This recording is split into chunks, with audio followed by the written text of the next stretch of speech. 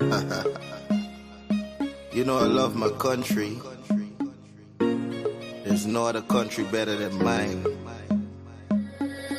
Welcome to Guyana, land of 6 races, 6 different faces, and we all live in love. Guyana is a beautiful country, no other can compare. Got everything right here, so no other can compare. Guyana is made up of so many natural resources. We don't need no forces, cause we got enough resources. Let's talk about bauxite, gold, diamond, and rice. We got it right here. Guyana ain't going nowhere. We got enough oil too. One Guyana, I love Guyana. Guyana, my country, my home. The only place I call home. One Guyana, I love Guyana. Guyana, my country, my home. The only place I call home. Hey, hey, Guyana is nice, Guyana is fun, Guyana is clean, Guyana is green, Guyana got oil, Guyana got gold, Guyana got young and Guyana got old. I ain't talking no more. Guyana got things, we growing wings and developing things. The government real and that's a big deal. I'm singing from my heart, Guyana. I love Guyana. Guyana, my country, my home. The only place I call home. One Guyana, I love Guyana. Guyana, my country, my home. The only place I call home. Welcome to Guyana, land of 6 races, 6 different faces, and we all live in love. Guyana is a beautiful country, no other can compare. Got everything right here, so no other can compare. Guyana is made up of so many natural resources. We don't need no forces, cause we got enough resources. Let's talk about bauxite, gold, diamond, and rice. We got it right here. Guyana ain't going nowhere. We got enough oil too. One Guyana, I love Guyana. Guyana, my country, my home. The only place I call home.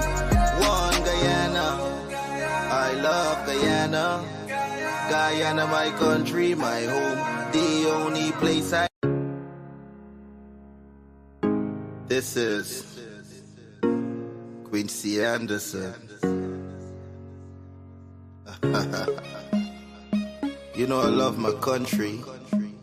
There's no other country better than mine. Welcome to Guyana, land of 6 races, 6 different faces, and we all live in love. Guyana is a beautiful country, no other can compare. Got everything right here, so no other can compare. Guyana is made up of so many natural resources. We don't need no forces, cause we got enough resources. Let's talk about bauxite, gold, diamond, and rice. We got it right here. Guyana ain't going nowhere. We got enough oil too. One Guyana, I love Guyana. Guyana, my country, my home. The only place I call home. One Guyana, I love Guyana. Guyana, my country, my home. The only place I call home. Hey, hey, Guyana is nice, Guyana is fun, Guyana is clean, Guyana is green, Guyana got oil, Guyana got gold, Guyana got young and Guyana got old. I ain't talking no more. Guyana got things, we growing wings and developing things. The government real and that's a big deal. I'm singing from my heart, Guyana. I love Guyana. Guyana, my country, my home. The only place I call home. One Guyana, I love Guyana. Guyana, my country, my home. The only place I call home. Welcome to Guyana, land of 6 races, 6 different faces, and we all live in love. Guyana is a beautiful country, no other can compare. Got everything right here, so no other can compare. Guyana is made up of so many natural resources. cause we got enough resources. Let's talk about bauxite, gold, diamond, and rice. We got it right here. Guyana ain't going nowhere. We got enough oil to one Guyana. I love Guyana. Guyana, my country, my home. The only place I call home. One Guyana. I love Guyana. Guyana, my country, my home. The only place I... This is Quincy Anderson. You know I love my country. There's no other country better than mine.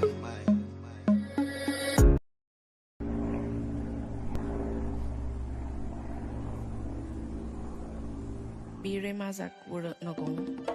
Morawia komano tiji ningai.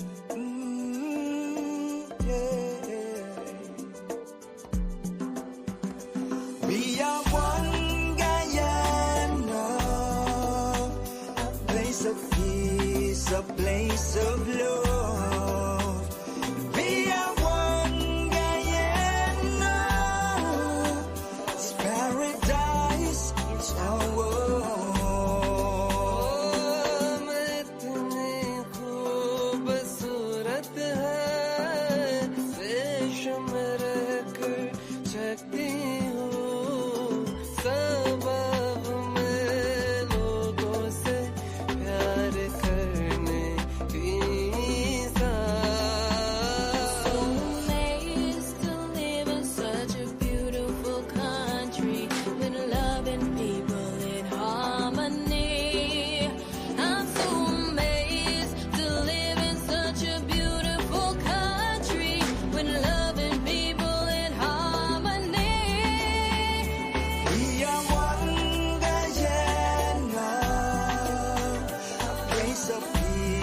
A place of love.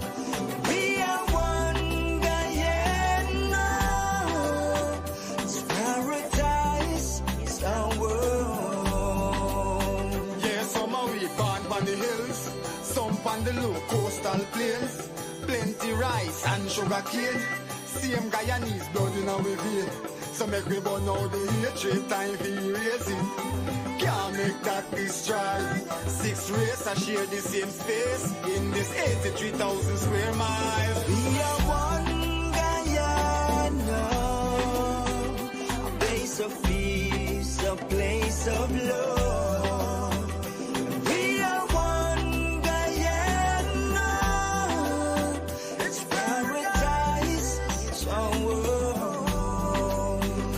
Brother is a brother, no matter which religion is you. Could a Buddhist, Christian, Muslim, Hindu. Sister is a sister, real and true. One big part of culture brew. And all of we together could really make this dream come true. Of a brighter Guyana for me and you. Ocean to mountains, hear this tune.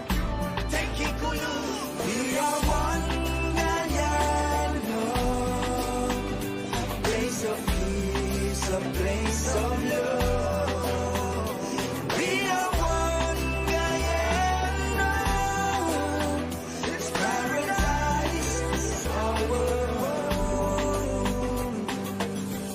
My love runs deep like a beautiful rivers for Guyana. Oh, and when we stand as one, mighty like Mount Jerima, for Guyana, for Guyana. Our life would be beautiful, just like Guyana. She's blessed us with her own, just to embrace her. You say, one and alone can't love lots of lots. Put her hands together, give her a standing ovation. This great nation, a little gem of this world.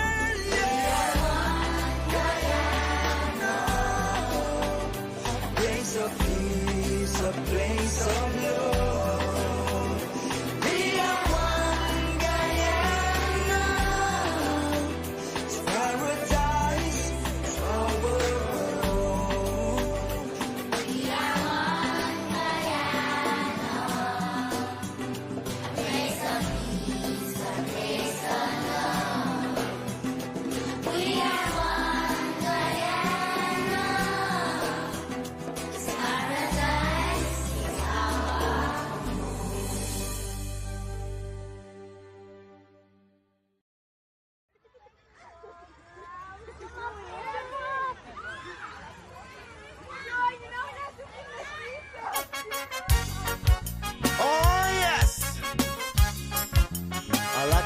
vex. But I tell you, sometimes you just got to listen.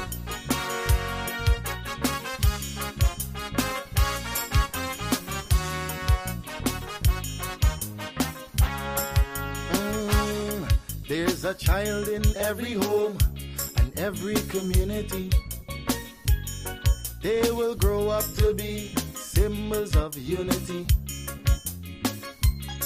They'll be colorblind to race and ethnicity.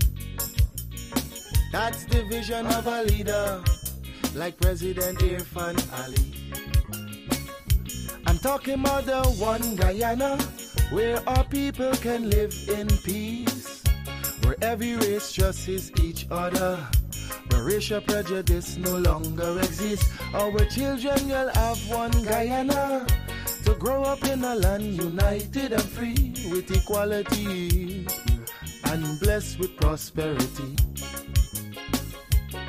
For too long we've been fighting one another.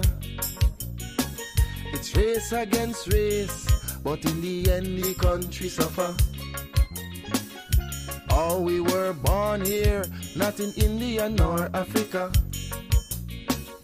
But if we can't get along, the foreigners gon' eat we suffer. We must put an end to racism. Let it end now with this generation. Together we'll develop this nation. Make Guyana the gem of the Caribbean. Don't listen to them wicked politicians who will divide us to win an election. Believe it or not, Guyanese no smarter than that. Yeah, I told you, it's your boy Padmore. Unity is the key. We are all one and we should be treated as one.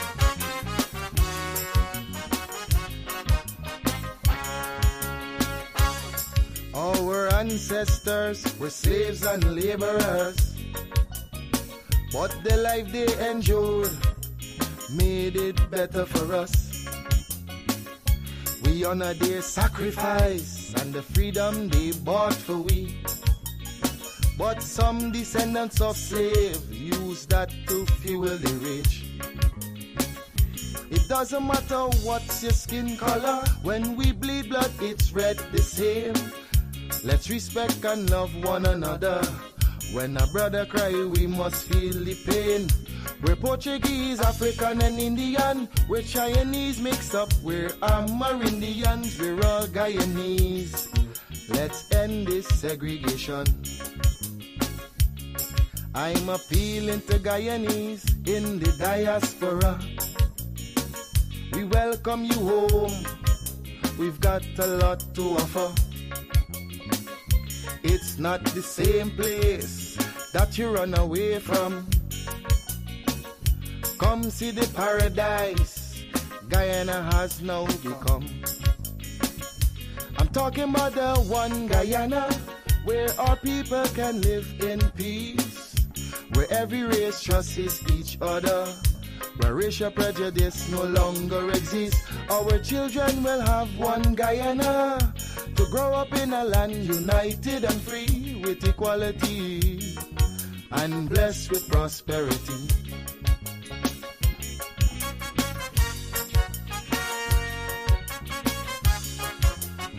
It's a message I just want you to understand. Stop and think for a minute. Really think for a minute. If we can't fix the present, then we should work on the future. In a sweet Guyana, I want me born and grow. It's a real paradise, most beautiful place I know. Just watch how the rivers them a flow, and the sun just a shine, and the forest it's a glow. To live in love, that's the way we grow. Most beautiful place I know. So no matter where in the world I go, Guyana is my country, it's my home. So come and make we live it up. Them want to take we land, but you know we never give it up. But our country make we big it up, and we just just fine. I'll say right now we have to build it up. You see we goal and we backside mine. Them coming like a treasure, we search and we find. And when you see the kite you're false, me know it's a blow your mind.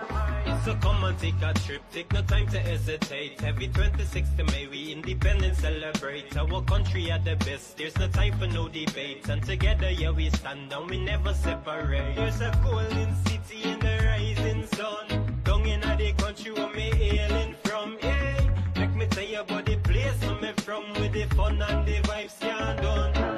In a sweet Guyana, I want me born and grow. It's a real paradise, most beautiful place I know. Just watch how the rivers them a flow, and the sun just a shine, and the forest it's a glow. To live in love, that's the way we grow.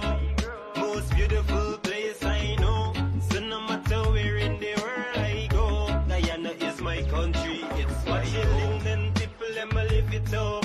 What you Kukwani people them a live it up. What you Berbies people them a live it up. Georgetown West Side people them a live it up. What you Bartica people them a live it up. What you Yesiquepo people them a live it up. All the Northwest people them a live it up. Madja, let him can you hear what I say? In a sweet Guyana, I want me born and grow. It's a real paradise, most beautiful place I know. Just watch how the rivers them a flow, and the sun just a shine, and the forest it's a glow. To live in love, that's the way we grow. Most beautiful place I know. So no matter where in the world I go, Guyana is my country, it's my home. Guyana, the land I love, love our culture and history. Cause you know we are come from far to get to right where we supposed to be. Guyana, the land I love, the land I love. Hey, yeah, yeah, yeah, yeah. In a sweet Guyana, I want me born and grow. It's a real paradise, most beautiful place I know. Just watch how the rivers them a flow, and the sun just a shine, and the forest it's a glow. To live in love, that's the way we grow. Most beautiful place I know. So no matter where in the world I go, Guyana is my country, it's my home.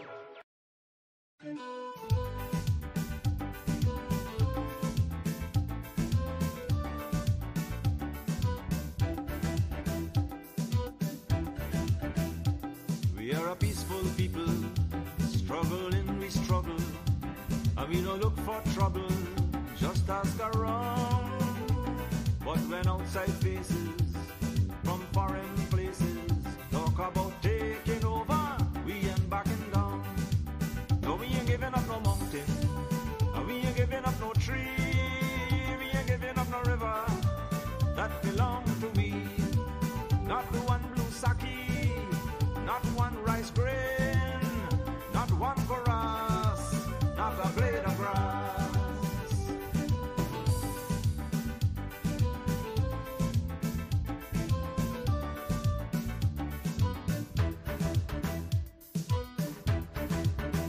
This land is our land now, we're gonna make it somehow. We will bend like a bow, but never break. Our fathers came here, and they lived and died here, and we are moving from here, make no mistake. No, we ain't giving up no mountain, and we ain't giving up no tree, we ain't giving up no river, that belong to we. Not one blue sake, not one rice grain, not one chorus, not a blade of grass.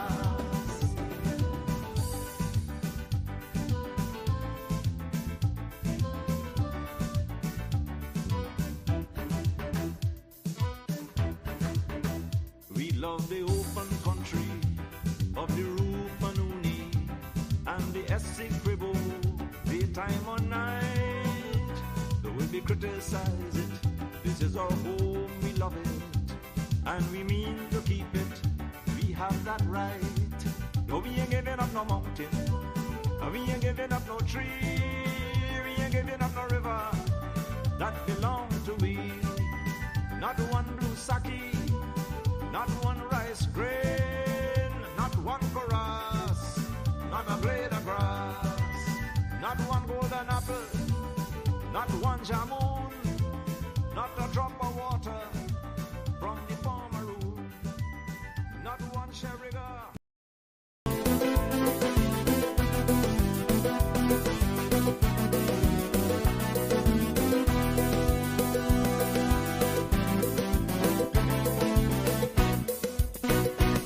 We come across the Caribbean Sea, mother, father, pick me, and we settle down in GT. Why oh? We've been down on the coastal plain, in the hot sun of pouring rain, planting the rice and cane. Why oh? Yes, we take off we boots and we put on we roots. Why oh? So the crab was that grow and the SC cripple is we own. And the 6 o'clock bee and the Saki Winky is we own. And the lava that run from go by your gun is we own. And them all of our posts down the quarantine coast is we own. Kundari crab is we own. True leafing ab is we own. Umanayana is we own. Fried Karaila is we own. Arapaima is we own. Umanayana is we own.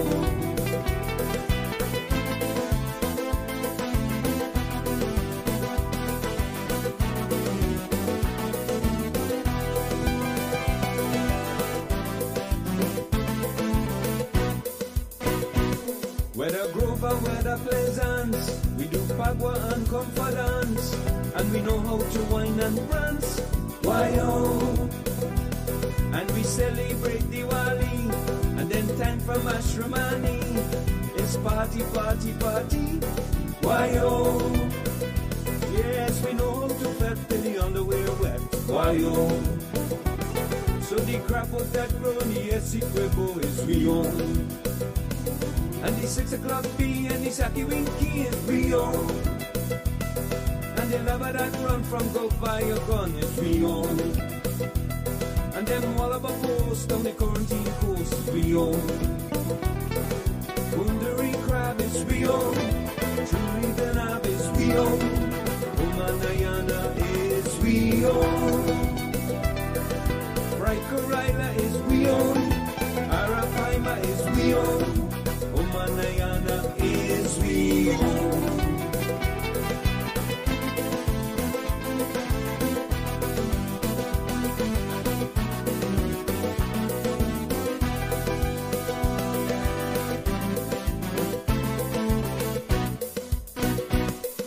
Chip, sugar cake and sawfish and bake is we own.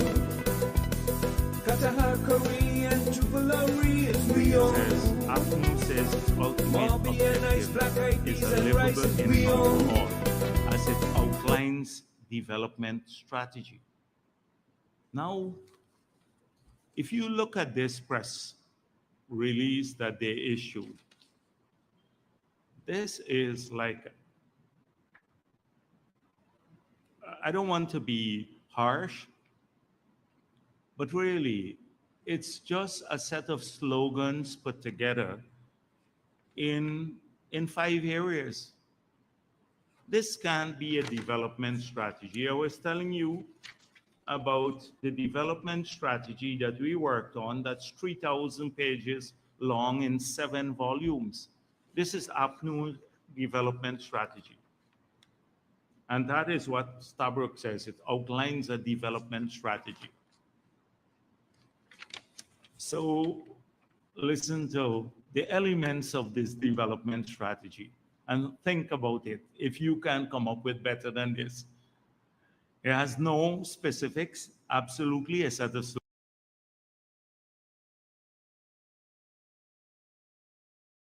slogans. Maximize the revenues that the country earns from our vast oil resources. That's strategy 1. Reducing financial waste, inefficiencies, and corruption in government spending. It will, and it calculated it will save $200 billion a year by doing this. Expanding the non-oil economy, building infrastructure,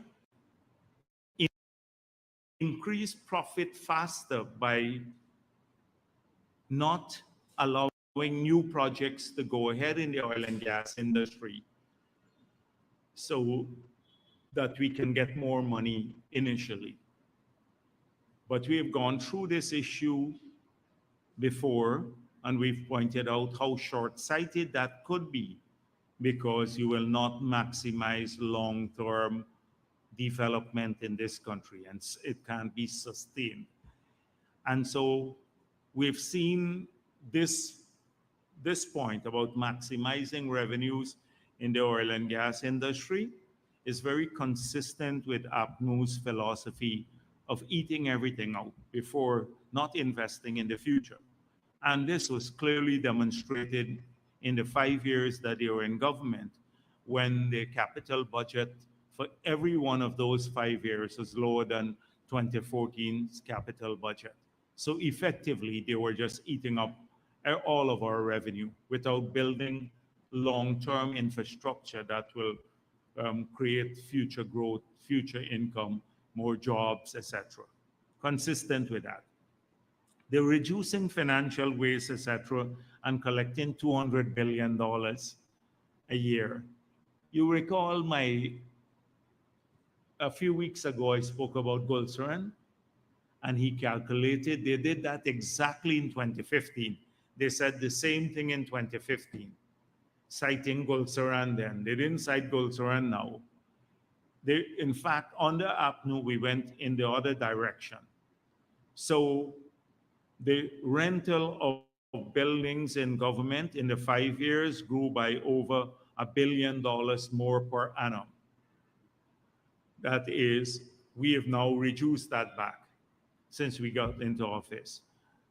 The vehicles maintenance and purchase of new vehicles was about $1.5 billion more per year. Food in government, that is dietary, increased by over $1.6 billion a year. That is how they reduce waste. We've had, you hear about a lot of tenders now. Oh, the tender may not have been done properly. Under the APNU era, if you check the newspapers, you will see that very few projects were actually tendered. We have this documented. So this is pure nonsense again. Expanding the non-oil economy. Oh, they will commercialize non-traditional crops such as corn and soya. Now think about this. 2020, this government brought a consortium together to do corn and soya on large scale. By 2025, we will be self-sufficient. That's what they're putting in their so-called expanding of the non-oil economy. I don't need to go on here. I talk about a supportive environment for small business. They're the ones who layered a series of taxes, from higher water charges, land charges for the farmers, higher VAT on pesticides, fertilizer. They put to a business license almost increased by 500%, the fee for a business license in that period. The small businesses collapsed in large numbers in the 5 years on that. So this is their development strategy that was unveiled, that Stabroek News called their development strategy. This is pathetic. I maintain, and it has Norton's face on it there too. I noticed they're putting his face on their press releases now. That wouldn't lend importance to the nonsense that is in here, even if you put 5 faces up there or five pictures up there. It's pure, it's nonsense. They have no plan. They've demonstrated that over and over again. No plan to run the country. They never had a plan, in spite of all that you hear from them. Now, I've been asked many times here about how we intend to address the the 5 billion grant that was the 5 billion allocation that was set aside for cost of living assistance. So this morning, the president spoke about this matter, and he outlined how the $5 billion will be spent. Now, first of all, this is a grant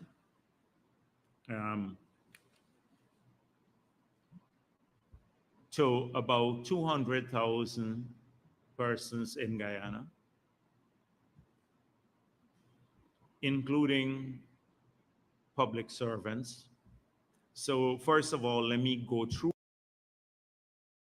for those, because I've seen a lot of misrepresentations since this announcement was made by the president earlier today.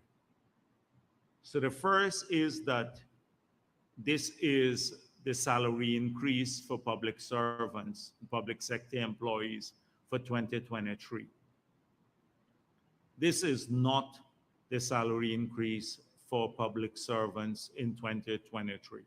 If you look at the last paragraph of the president's statement, he mentioned that we have to announce the annual increase for public servants and public sector employees generally for the year 2023. So when that's announced, then they will get, the rate will be calculated and they would get their entire retroactive package for the year. The grant is a tax-free grant. It is not taxable. So the $25,000 will not be taxable. This grant is coming not from funds set aside for wages and salaries for the year, but as I said before, we had $5 billion set aside to assist with cost of living increases. In previous years, you would recall that when adjustments were made, in some cases, we addressed the hinterland and riverine communities. People on the coast did not get assistance. We also assisted in previous years fishermen as other categories. This year it was decided, we've seen inflation rate a bit. The inflation rate so far would be less than 3% for the year. And we decided that the public sector employees will be benefiting mostly from this grant. So that includes the teachers, public servants, members of the discipline services, those in the medical profession, contract employees, those in semi-autonomous agencies, public enterprises, including GPL and Kaisuko workers and NIS workers, all public sector employees, which will be about 67,000 persons who work in the public sector, but across the public service and semi-autonomous agencies, public enterprises in the discipline services, etc. Then another 72,000 old age pensioners will be receiving this 25,000. Now, for a lot of people, it may not seem a large sum of money, but for an old age pensioner, this is almost equivalent to 1 month of their pension. And then for people who are living with disability, they will get 35,000, and there are 19,000 of them now who will benefit from this grant. This will be more than a month of as public assistance that they receive on disability. So when people look at it, individually, the sum may not be a large sum of money, but when you look at it combined, it's over 200,000 people benefiting, and it's over $5 billion, which is like 25 million US dollars going into the pockets of these people. So I know people might say, oh, it's only $25,000, but remember, it's a large number of people who are benefiting from this. And then, of course, the farmers would also benefit from this. Maybe another 30,000 farmers will benefit through the assistance for fertilizer, etc. So combined, this gives you, as I said before, nearly 200,000 people who will benefit from this grant this year. So I just wanted to make that very clear. It's over 25 million US dollars, and it's going to all these categories. And for some categories of people, it means more, because especially those with the on public assistance and the pensioners, they get more than the others. We decided to do it this way across the board. At one stage, we were thinking of maybe about doing it on an ad valorem basis, but that would have resulted in people at the top of the scale getting more than at the bottom. And so whether you're making $500,000 a month in a government job now, and a person making maybe 100,000 a month, they would all get the same amount, because we think that the person at the bottom, it's more, it means more to them than those at the top. So I've seen all sorts of misrepresentation. Oh, this is the end of it. You're not getting salary increases for this year anymore. That's nonsense. The salary increases still have to be announced and paid retroactive in December for everyone. I'm not going to go through the other categories, because you've seen the president met with the teachers as a result of this. A lot of the adjustments were made, particularly if you look at two sets of adjustments that are important to us. The one where those living in the hinterland, teachers working in the hinterland, they would see an adjustment in the money and the allowances that they get for work in the hinterland, largely because of the difficult circumstances in those communities, and of course, higher cost of living in those areas. And also, there's been a differentiation based on qualification. More and more, we're encouraging teachers through the GOAL program and other scholarship programs to get better qualified. And we wanted to have a greater differentiation between, and give people more based on qualifications. So if you're a graduate teacher now, you've moved to the top of the scale and you have an allowance. If you have a master's, you get a higher allowance, and you move to the top of the scale. And the same thing with those who have doctorates, both postgrad, masters and doctorates, they also get a higher differentiation to encourage more teachers to upgrade themselves, to study more, because there are numerous opportunities. So I want to urge people to pay careful attention to this. I've seen the opposition already talking about this. They think, some members of the opposition already think this is the salary increase for the year. I've seen Annette Ferguson talking, oh, you're not getting salary increases. You got 25,000 in salary increases for this year. It's nonsense.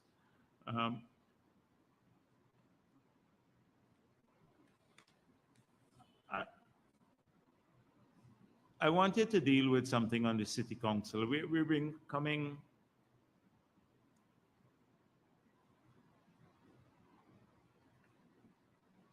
We've had to deal many times with the stewardship and the management of the Georgetown Council. And clearly, people some people have a convenient amnesia. They stick with one narrative, it seems, all the time. Oh, the central government is starving the city of funds, therefore the city is in a bad shape.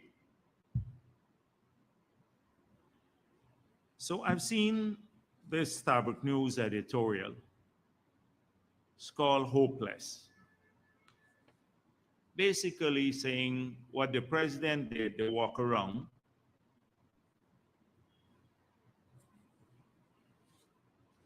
characterizing it as hopeless. Now, the only thing that's hopeless here is the city council and the person who wrote this editorial. So what are the facts? What are the facts? Georgetown has been managed by APNU throughout from the time we achieved independence.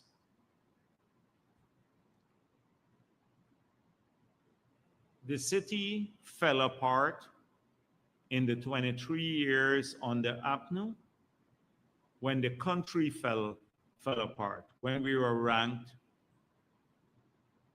as low as Haiti and one of the poorest countries in the world.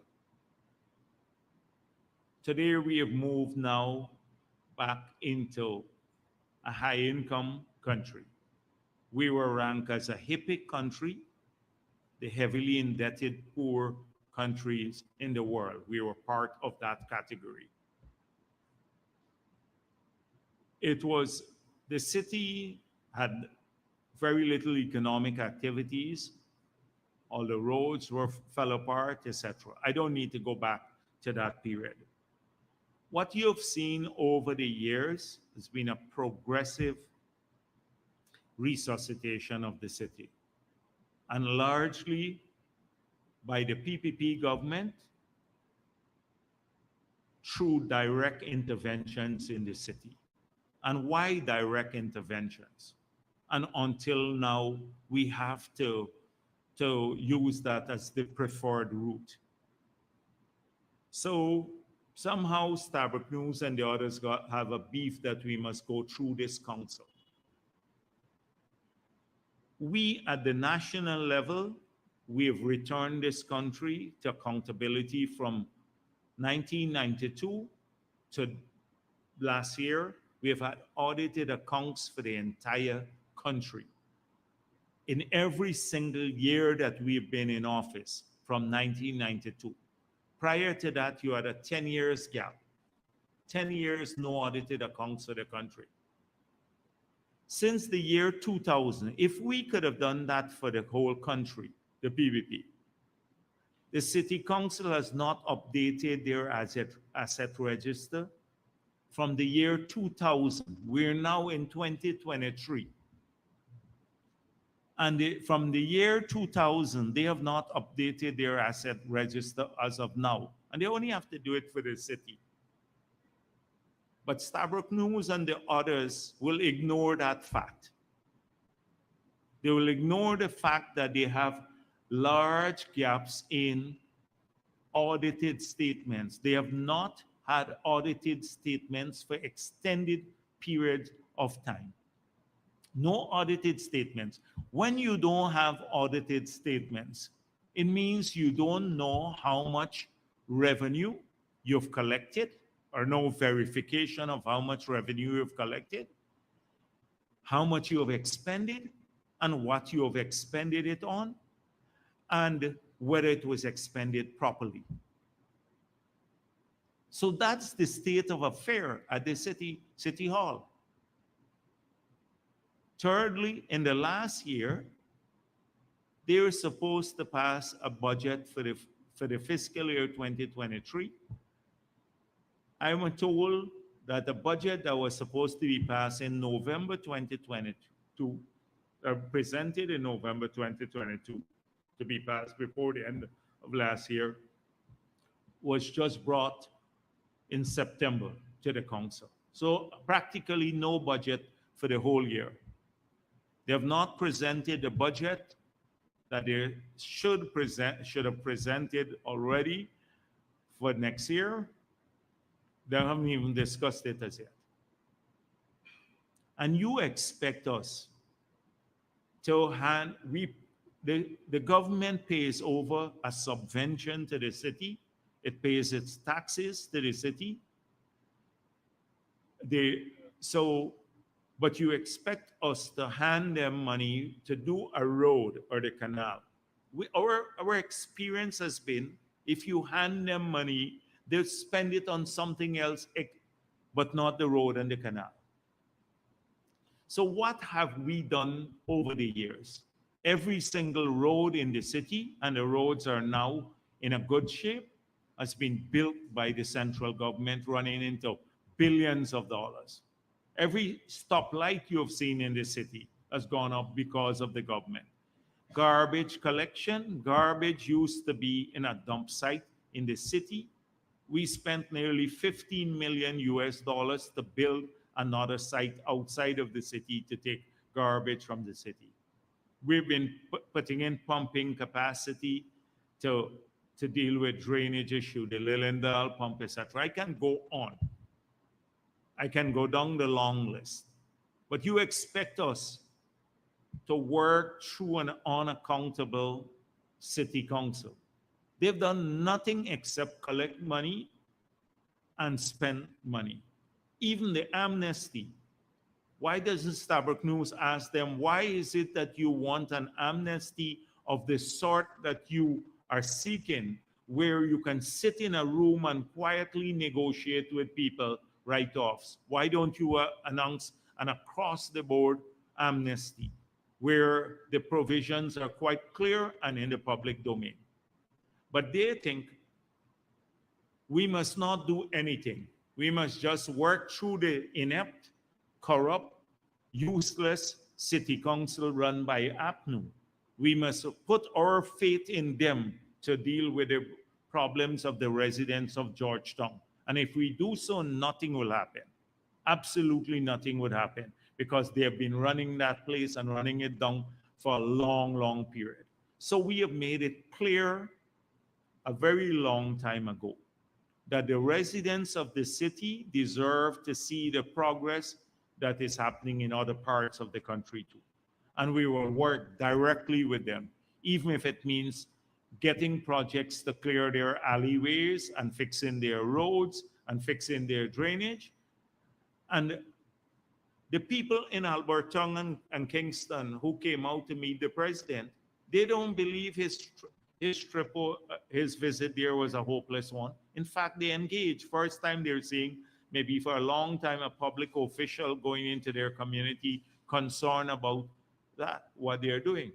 But this suddenly gets the Starbuck News hot under the collar.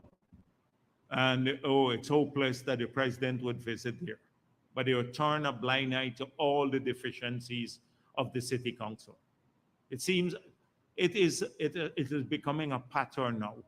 All the transgressions that were serious transgressions of the procurement system under APNU, where they collapsed the entire procurement system that we have from 2020 been rebuilding, seem to be ignored totally. But the president will continue to visit communities. We will continue to work with people.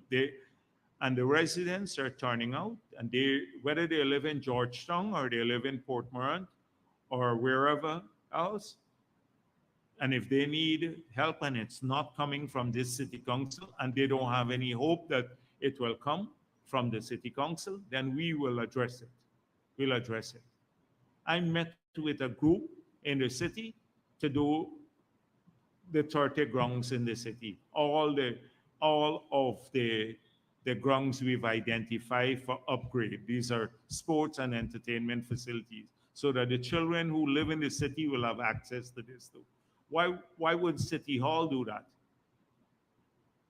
They're busy trying to get the amnesty passed so they can have a hustle there. One of the reasons they don't want an asset register is so they can sell out the land too.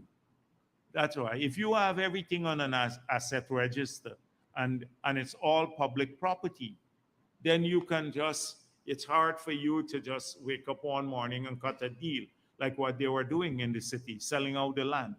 And you recall the local government elections, they were accusing us of trying to sell out people land in All Boys Town because we built the boulevard there. So this is to call an editorial saying President Ali's visit to Albert Tong was a hopeless infringement on the separation of powers. They understand separation of powers now. That's a hopeless editorial, as I said before. It's hopeless. And they just throw some softball at the mayor. He wants to work with people rather than clean up the municipality. There are quite a few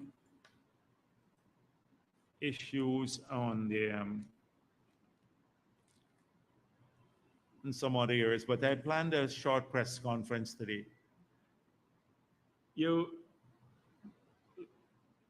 Marcel, like you have sinus. I thought because I criticized that a bit, you're right. So look at this headline. Extreme heat sweeps the world from Europe to the US and Japan. Extreme heat.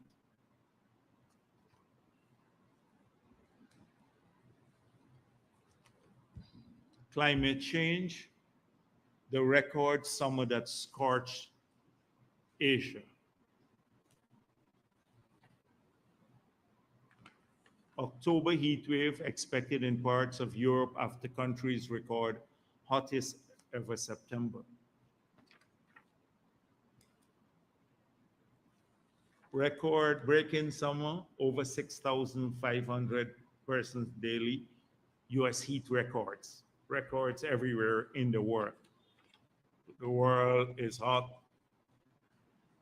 Now, scientists around the world have weighed in, and almost the 100,000 scientists who've contributed to the IPCC and other scientific academies around the world have all concluded that global warming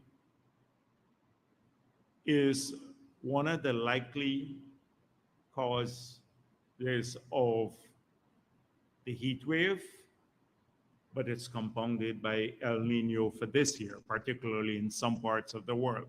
So it's scientifically proven by all the academics in the world, etc. Over and over. I don't think anyone disputes this.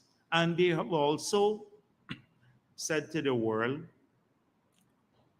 that that a ton of carbon emitted any part of the world has the same impact on the world as a ton of carbon, say, emitted in Guyana. So the solution has to be a global one. It's also clear that the developed world puts out the most carbon. In fact, Guyana's carbon footprint is so tiny. And because of our forests, we're carbon negative. So we take more carbon dioxide out of the atmosphere than we put into the atmosphere. Very few countries are in that position in the world. So then I discovered an alternate explanation for climate change globally and why this heat wave is taking place. And I was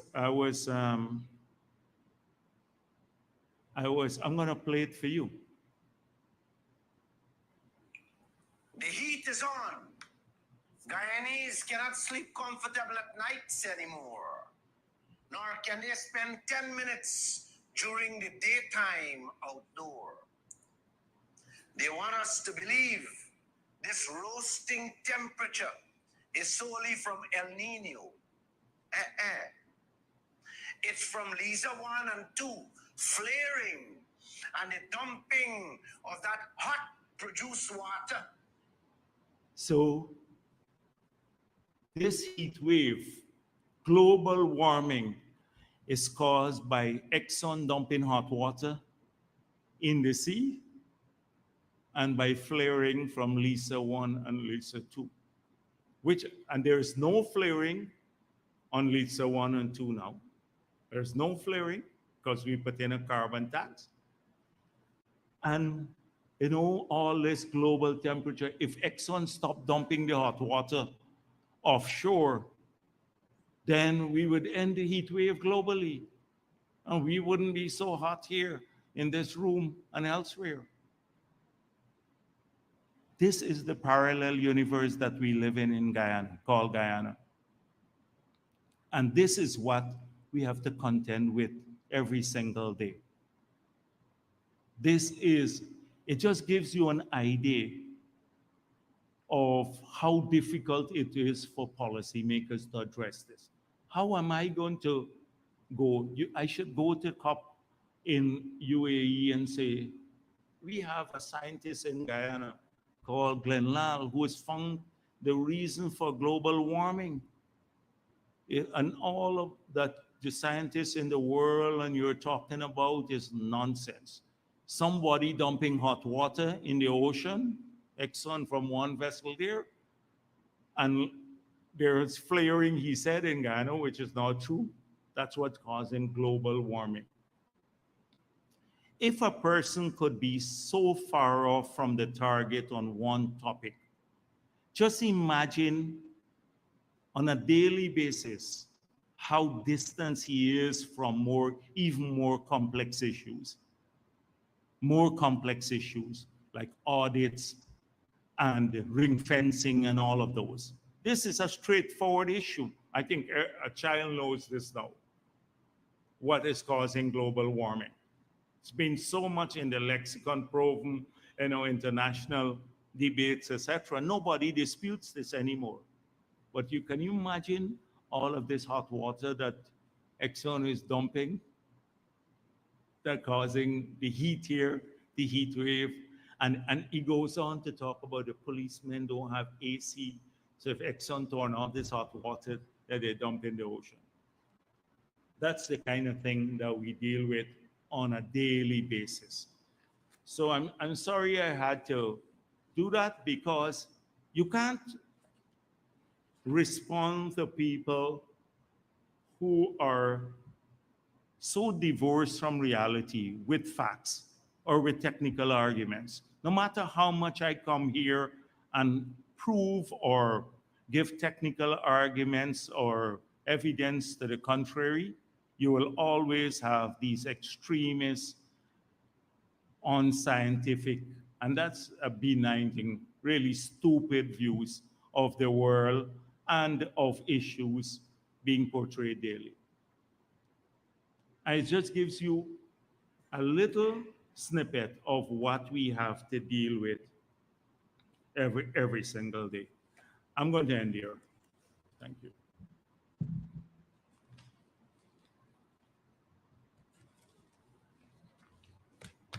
I surprised you with a short press statement today, right? I'm giving APNU a little break. Hi, good afternoon. Bishani from the newsroom. Yes. Just two quick things I wanted to follow up on. The first is about the carbon credits, 15% that goes to indigenous communities. In September, it was reported that only about 17 communities were left to collect that money. I just wanted to know if there are still communities yet to receive those funds. And secondly, still on the carbon credits venture, you mentioned, or it was mentioned, that some of those funds will be going to building Hope Canal-like structures. what's going on with that? So the first thing is that the funds are in bank accounts owned by the communities. So the pace at which they draw down will be largely dependent on the communities fulfilling their requirements. And most of them have already done so, which is to have a village plan for the use of the money approved by 60% of the villagers. So almost all the communities have submitted their plans. So the figure, the 17, will move based on at a pace at which they're ready, not because government is holding it back, because the money has already been placed in accounts that they have. So I can't give you a daily like feedback on that because that's managed by the ministry. But by now, I assume that even more of the 17 communities have already received their funds because people want to utilize their resources. But all of it is already, every cent that's been placed in bank accounts owned by the 242 villages. I'm pleased that the NTC has came out against the withdrawal of by the APA of that appeal to say, basically reiterate that APA doesn't speak on behalf of these villages and they can't credibly file an appeal in the name of Amerindians when they live their Georgetown base and all 242 villages want the program to go forward and they are the only ones who don't want to go forward, largely because of political reasons and purely political reasons. The funds for adaptation from the allocation, the first sale of the 30%. So those funds now are in a bank account, as I said before, and we've already had almost a year and a half now consultations on some of the infrastructure work that we've had to do in some of the regions to address flooding or basically address flooding or irrigation. I met maybe a year and a half ago with people from the Pomeroon and Region 2, the rest of Region 2, 3, 5, and 6. These were at the convention center at which the NDIA made presentations outlining some of the projects that we would embark upon in these communities to address issues of water management. We didn't await the receipt of these funds. For example, in the Pomeroon, we went ahead, we awarded a contract to dredge the mouth of the Pomeroon, which was causing issues there. And we bought 2 excavators with pontoons and they were given to the communities, the upper and lower Pomeroon, to be managed by the communities to deal with the empoldering of their lands and putting in drainage systems there. We've made a commitment now from these funds to buy an additional 2 pontoons and excavators. So now they will have 4 in the Pomeroon to address flooding issues there. And I can go, but the plans are there. And we've already started implementing many of those. In the canal area, you would see a lot of work being done already. About $2 billion have been spent in Region 3 on structures and pumping capacity now that would ensure that the flooding that takes place around the canal area, that whole area, that's alleviated. We're doing the same in Region 5 and 6. Yeah, just ask one more thing. We saw the reports about the early release of Lisa Gopal's mother and the concerns about that. how much is the government concerned about this, but also is anyone being held accountable? So the president was very upset about this.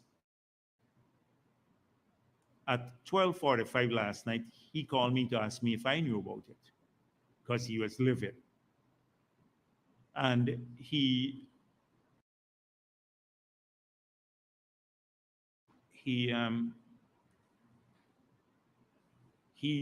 has made it clear. You saw the statement. It's fully reported, I think, by news source and others.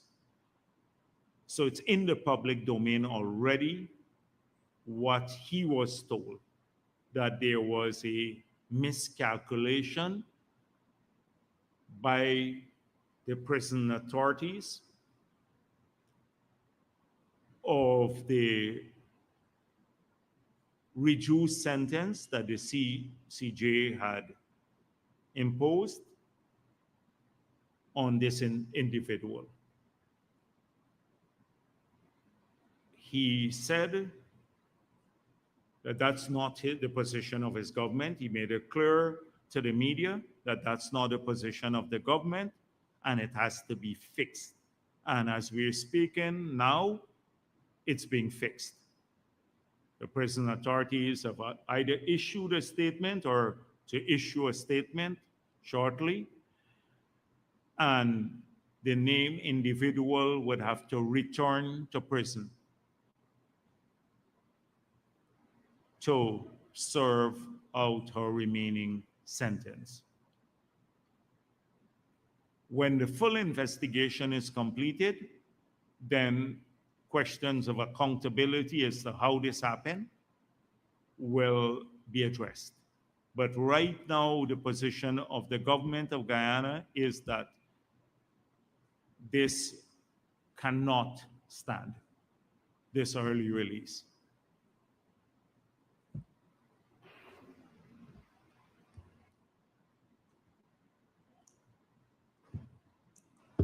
Good afternoon, sir. Anasa Kaitra News.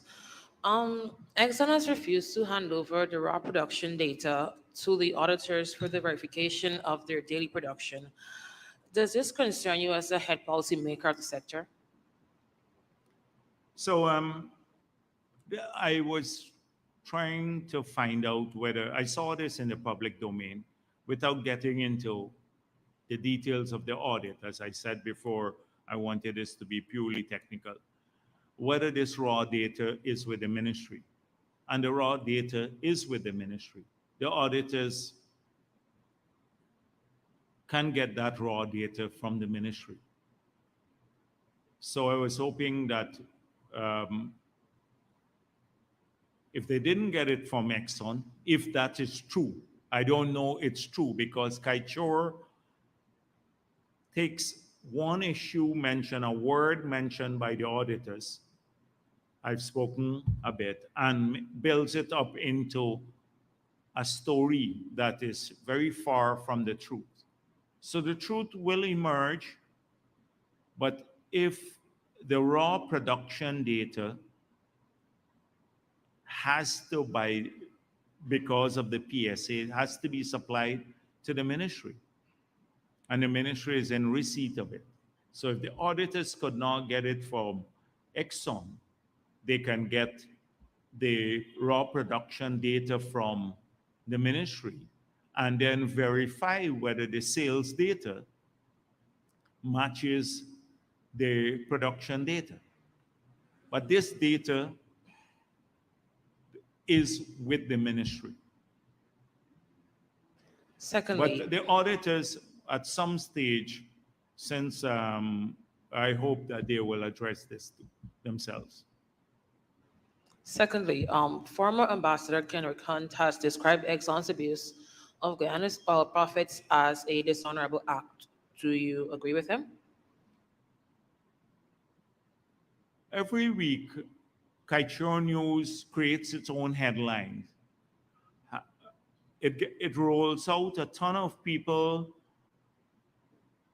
to say things that are consistent with its own views, and then they will come to ask me to comment on their headline. I don't have too much time to waste because if these matters have been dealt with ad nauseum, and it's not anything new, it's not anything new. And any sensible person, if they've read Kaichor News 3 years ago and they read it today, they will see they have not moved on to anything new. It's the same issue that they're mentioning. And by the way, I got something for you too. Maybe you should give it to Glenn Lal, who keeps saying this. I may have it here later. I'll give it to you. But it's nonsense for me to comment on one thing over and over again. Whether it's hunt or no hunt, right? I see Ramjatan now saying it's a great contract that they signed. It's the best contract they've ever signed and all of that because of geopolitical reasons. Now, it's not the great contract. It's not a great contract. It's a lopsided contract. He doesn't have the courage to say that. The fact that it's good to have Exxon there for geopolitical reasons is not an invention. And they didn't sign the first contract with Exxon. It was signed in 1999. It was signed by Janet Jagan. Exxon resumed exploration or came out of the force majeure in 2008. They started resuming exploration after that. For him to take credit for this lopsided contract and say it's the best contract, and it's nonsense. So I'll find it for you later, and I'll give you something. I'll give you something to take to Glenn Lal today, so that he could. But that wouldn't make a difference. He just go with his madness all the time. Yeah, it wouldn't make a difference. Finally, as someone holding responsibility for the natural resources sector, are you still confident in Mr. Bobby Gusai given his recent transgressions? That I don't hold responsibility for the natural resources sector. Vikram Bharat does. I have oversight over oil and gas and environment, and I work on the economy too. These are 3 areas that I work on. So that is it. And by the way, you asked when the end of year press conference by the minister will be done sometime next week, he told me. So you'll have a chance to ask about all of the other sectors under his portfolio, including gold and forestry and everything else. Good afternoon, sir. Rihanna, Kaichur News. Moving away a little bit from the oil and gas sector. Has the United States government made approaches to your government for the establishment of a military base? This is in relation to the Venezuela issue. No. And no, the answer is no. Threat posed by Venezuela, would your government be predisposed to having such a base if asked by the U.S.? We don't conduct public policy at a press conference on their we don't do that. So the answer is straightforward. No, we have not been approached by the United States to establish a military base in Guyana. Concerning the issue with the calls for Guyana to break diplomatic ties from Israel, I don't know if you would be able to comment on that as well. What is your personal opinion on that? I think all of these matters have to be studied. We have made it clear as a party and as a government where we stand on this issue. We believe there must be a ceasefire now. We condemn the killing of innocent civilians on both sides, but The violence against the Palestinians is disproportionate now. Nearly 5,000 kids have been killed. It's unconscionable the way this war to ensure the safety of Israel is being prosecuted. It's unconscionable. And therefore, we support a ceasefire now. We also believe that it's overdue now, that the Palestinians have a right to live in a country of their own. We support the two-state solution, whilst Israel has a right also to live in safety and peace on its border. But the Palestinians have been under occupation for too long, and that the world has to turn its attention to a definitive solution at this point in time. We don't see the Arab world breaking off relations as yet with Israel. We don't see the Arab world breaking relations with Israel at this point in time. So I don't think that issue was ever discussed at the national level, and I don't think it's warranted at this point in time. But it is unconscionable what is happening there now. All right, my last question. As General Secretary of the PPP, can you say when the Congress will be held? It's the first quarter of next year. 2024.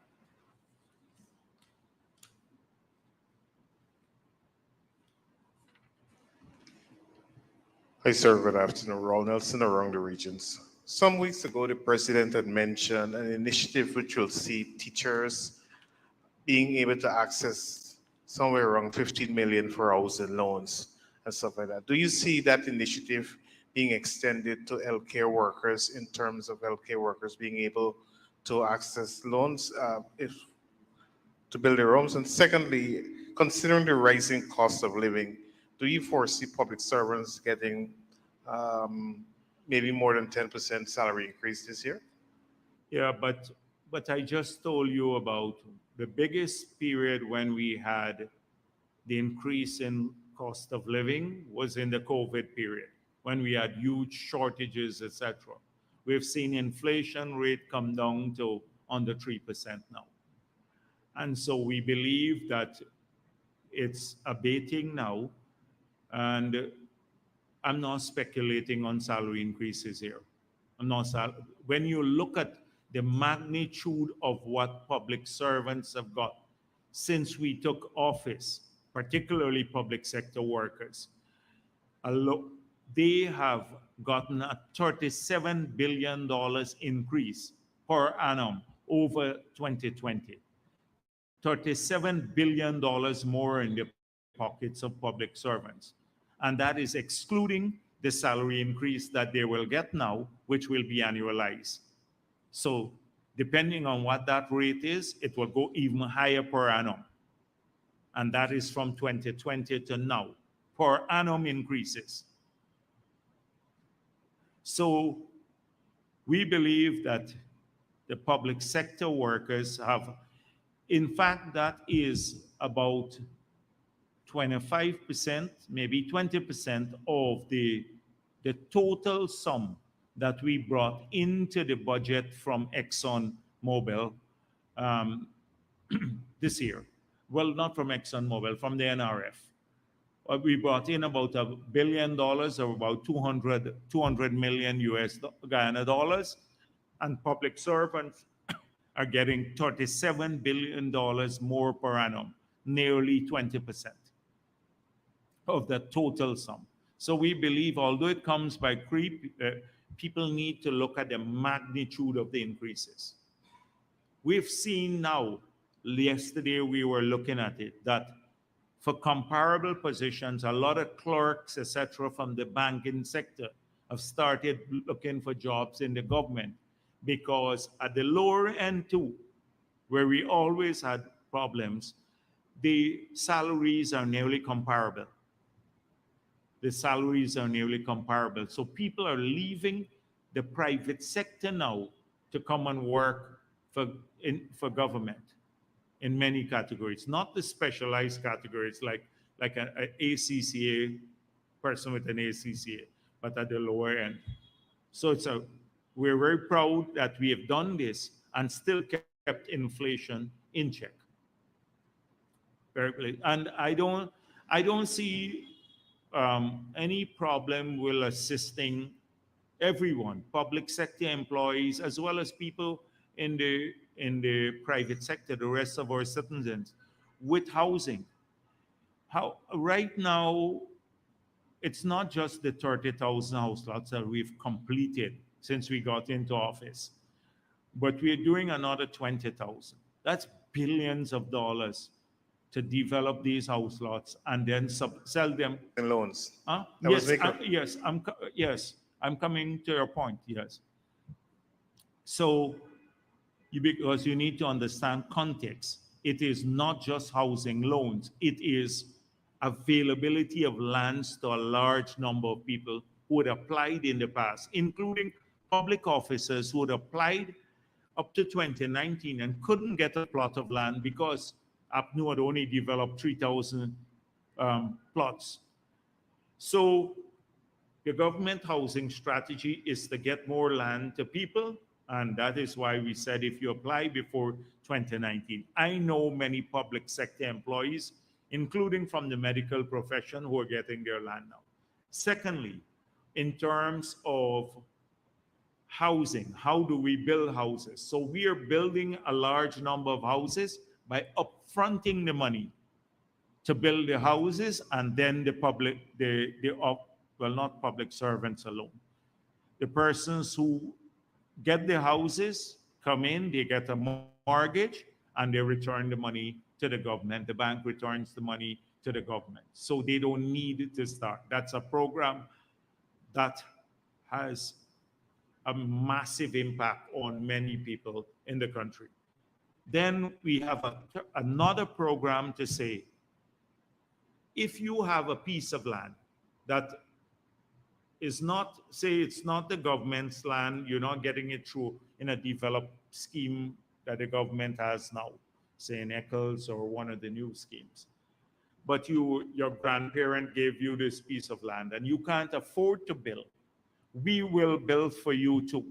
And then we will do the same arrangement at the end, so you don't have to upfront any money. We will then, once it's completed, you move in the house, and then the bank takes a mortgage over, and the government gets its money returned.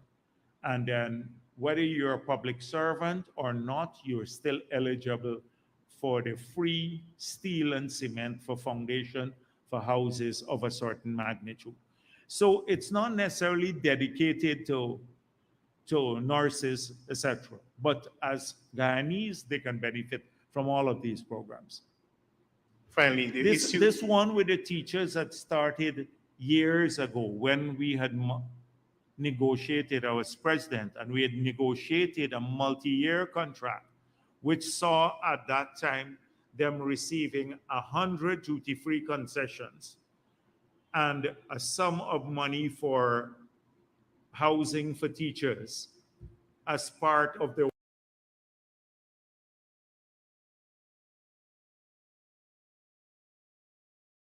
overall package. This was since I was president. Now, so that is an overhang from that period. Now, you saw what the president recently announced, another 100 duty-free vehicles for teachers, well, up a senior level, 3 years, if they didn't benefit from it in certain categories in their tenure as in the profession. Once they meet a number of years and they retire, 3 years, well, 3 years before they retire, they'll be eligible for duty-free concessions too. There, another 100 teachers. So effectively, maybe 200 per year they've gone up to now. because like other categories were getting like senior categories like doctors, etc. They're getting duty-free concessions from the state, but head teachers, senior ministers, etc. They were not all getting. It was a limited number. So that was an attempt to fix this in the announcement that the president made yesterday. Yeah, go on. Finally, with regards to the NISTEL land issues that you had spoken about, which has been ongoing, what is the status of that investigation? And secondly, with regards to persons who would have gotten land from Linden, from NISTEL, what is the position of those lands? Okay, so we know who those people are, right? I think you helped to point out. So in Linden, if we have to take back land now, we'd have to take back land from Amanzo, 3 members of Amanzo Walton's family. We'd have to take back land from the Figueres. We have to take back land from the Patterson, Valerie Patterson. We'd have to take back land from a number of other individuals who are politically connected. Winston Jordan, next door neighbor here in Georgetown, who got land in Linden.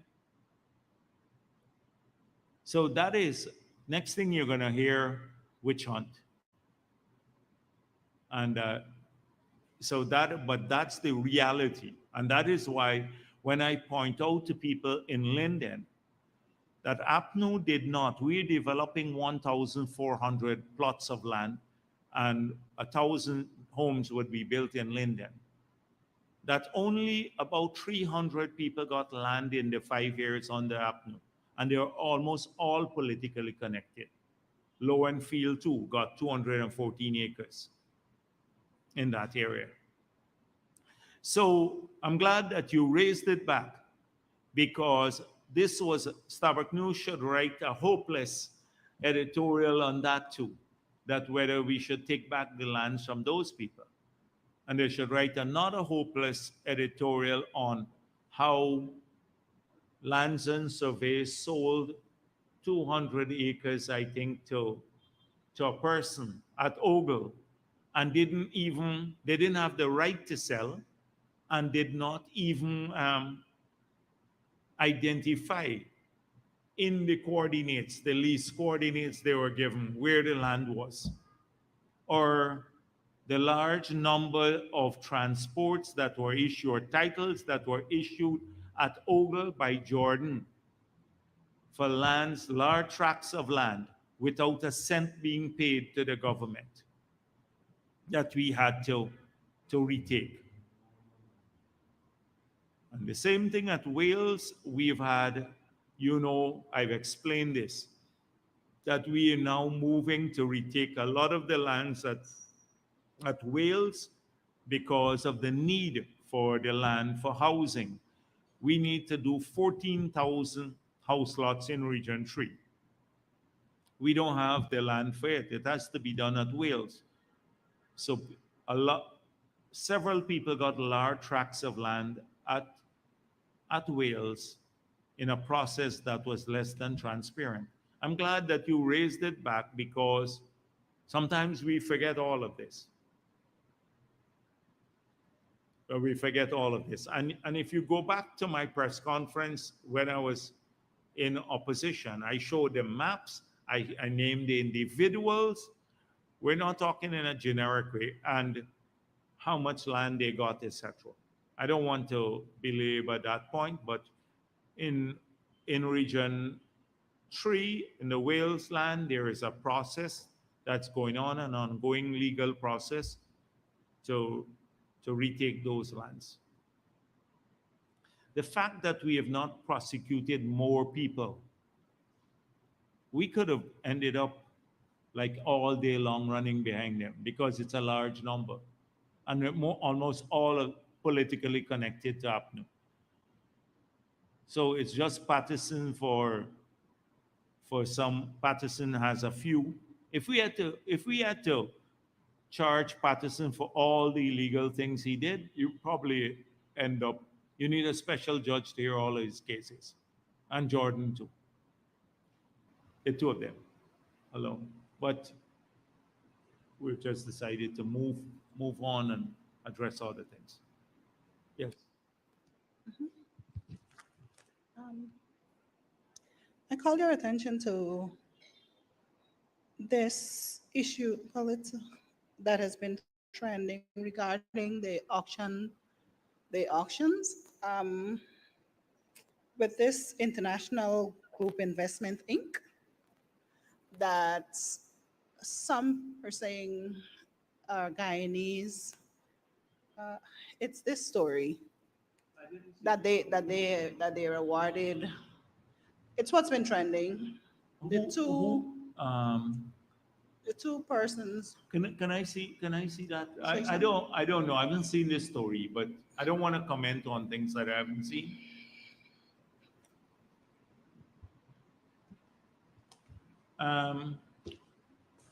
I guess when the due diligence is being done, but Thing is, I just saw that. I don't want to comment.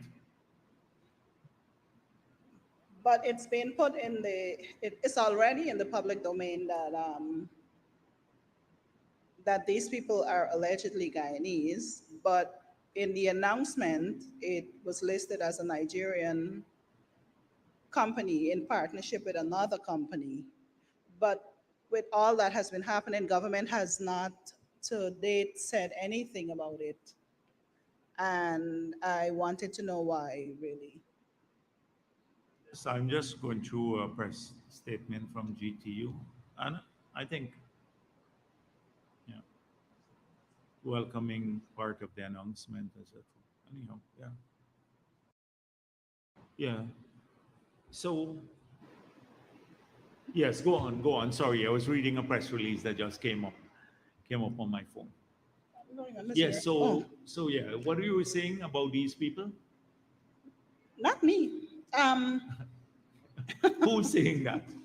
Who's saying? It's just what has been trending on social media platforms. But I don't deal with trending.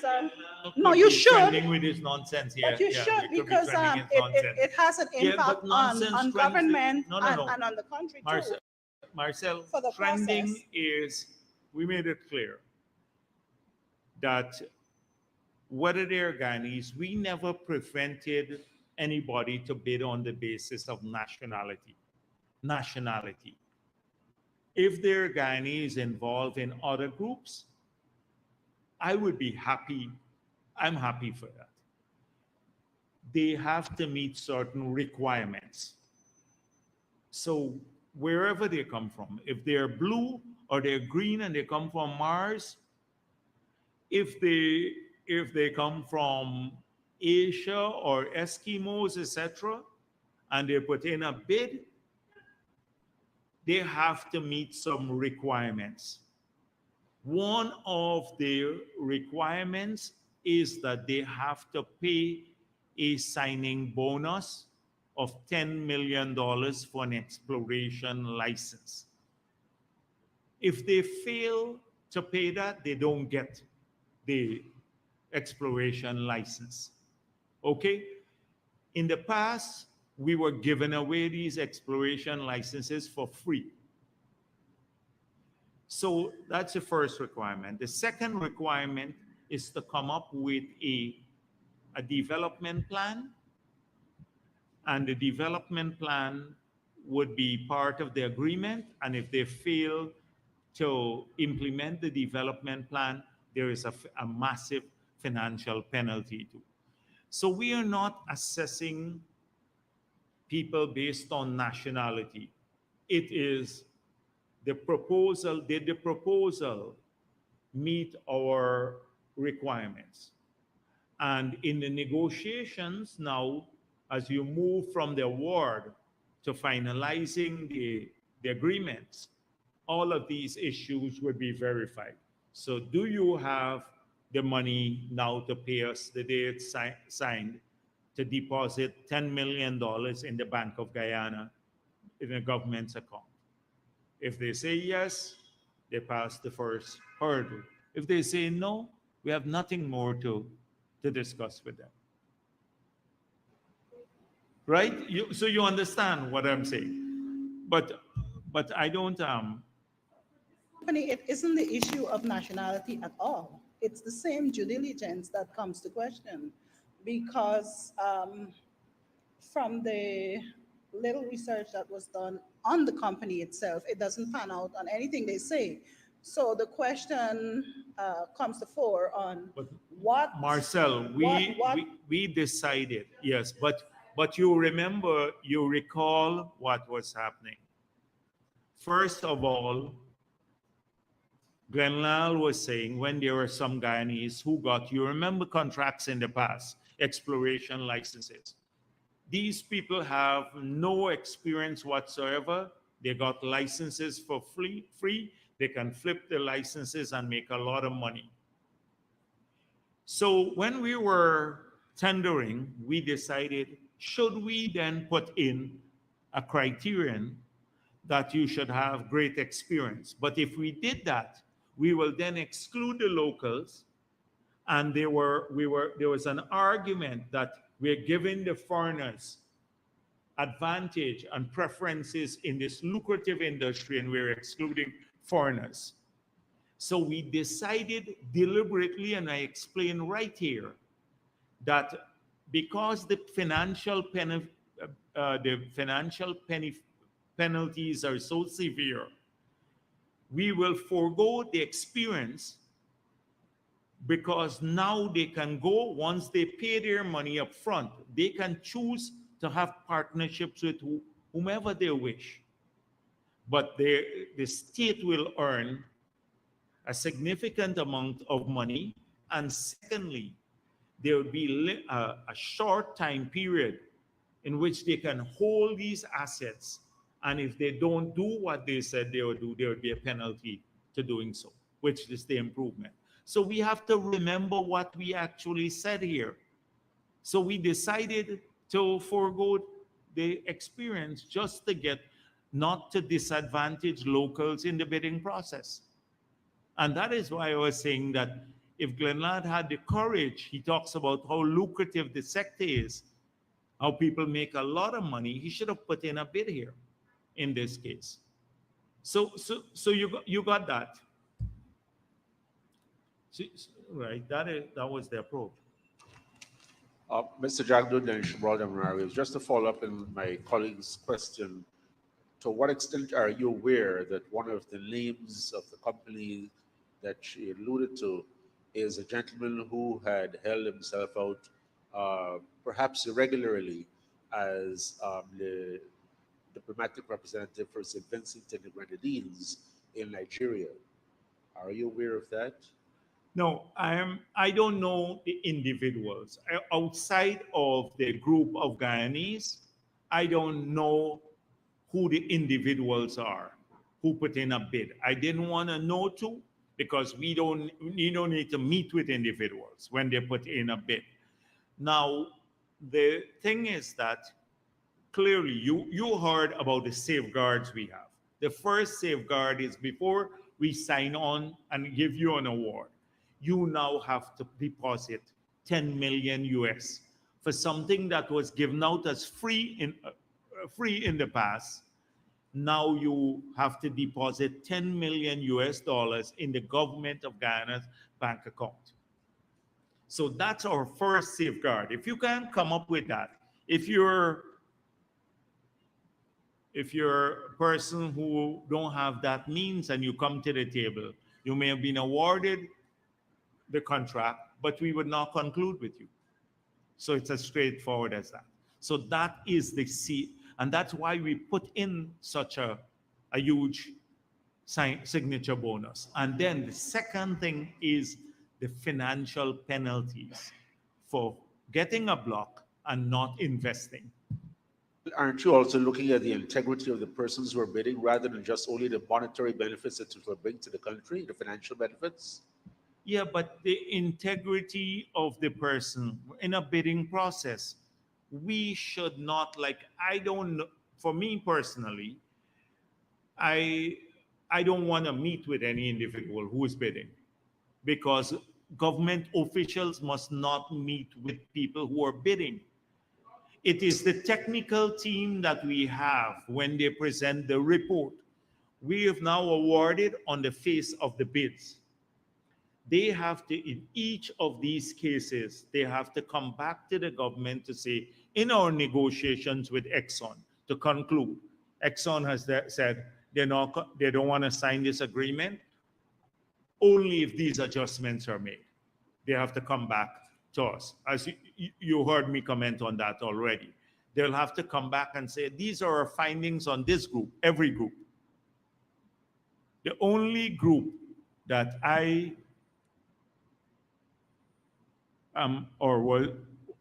was and am familiar with is this group of local people, and I'm very pleased, the local group. I'm very pleased that they have the resource. They said, they assured us they have the resources, and I'm very pleased that they won some awards. Are you aware whether the technical personnel No, well, in your what ministry... you're saying is news to me, but I will definitely draw it to their attention, the technical people, and maybe when the minister meets next week. I don't want, when politicians meet with bidders and all that sort of thing, it gets into murky waters.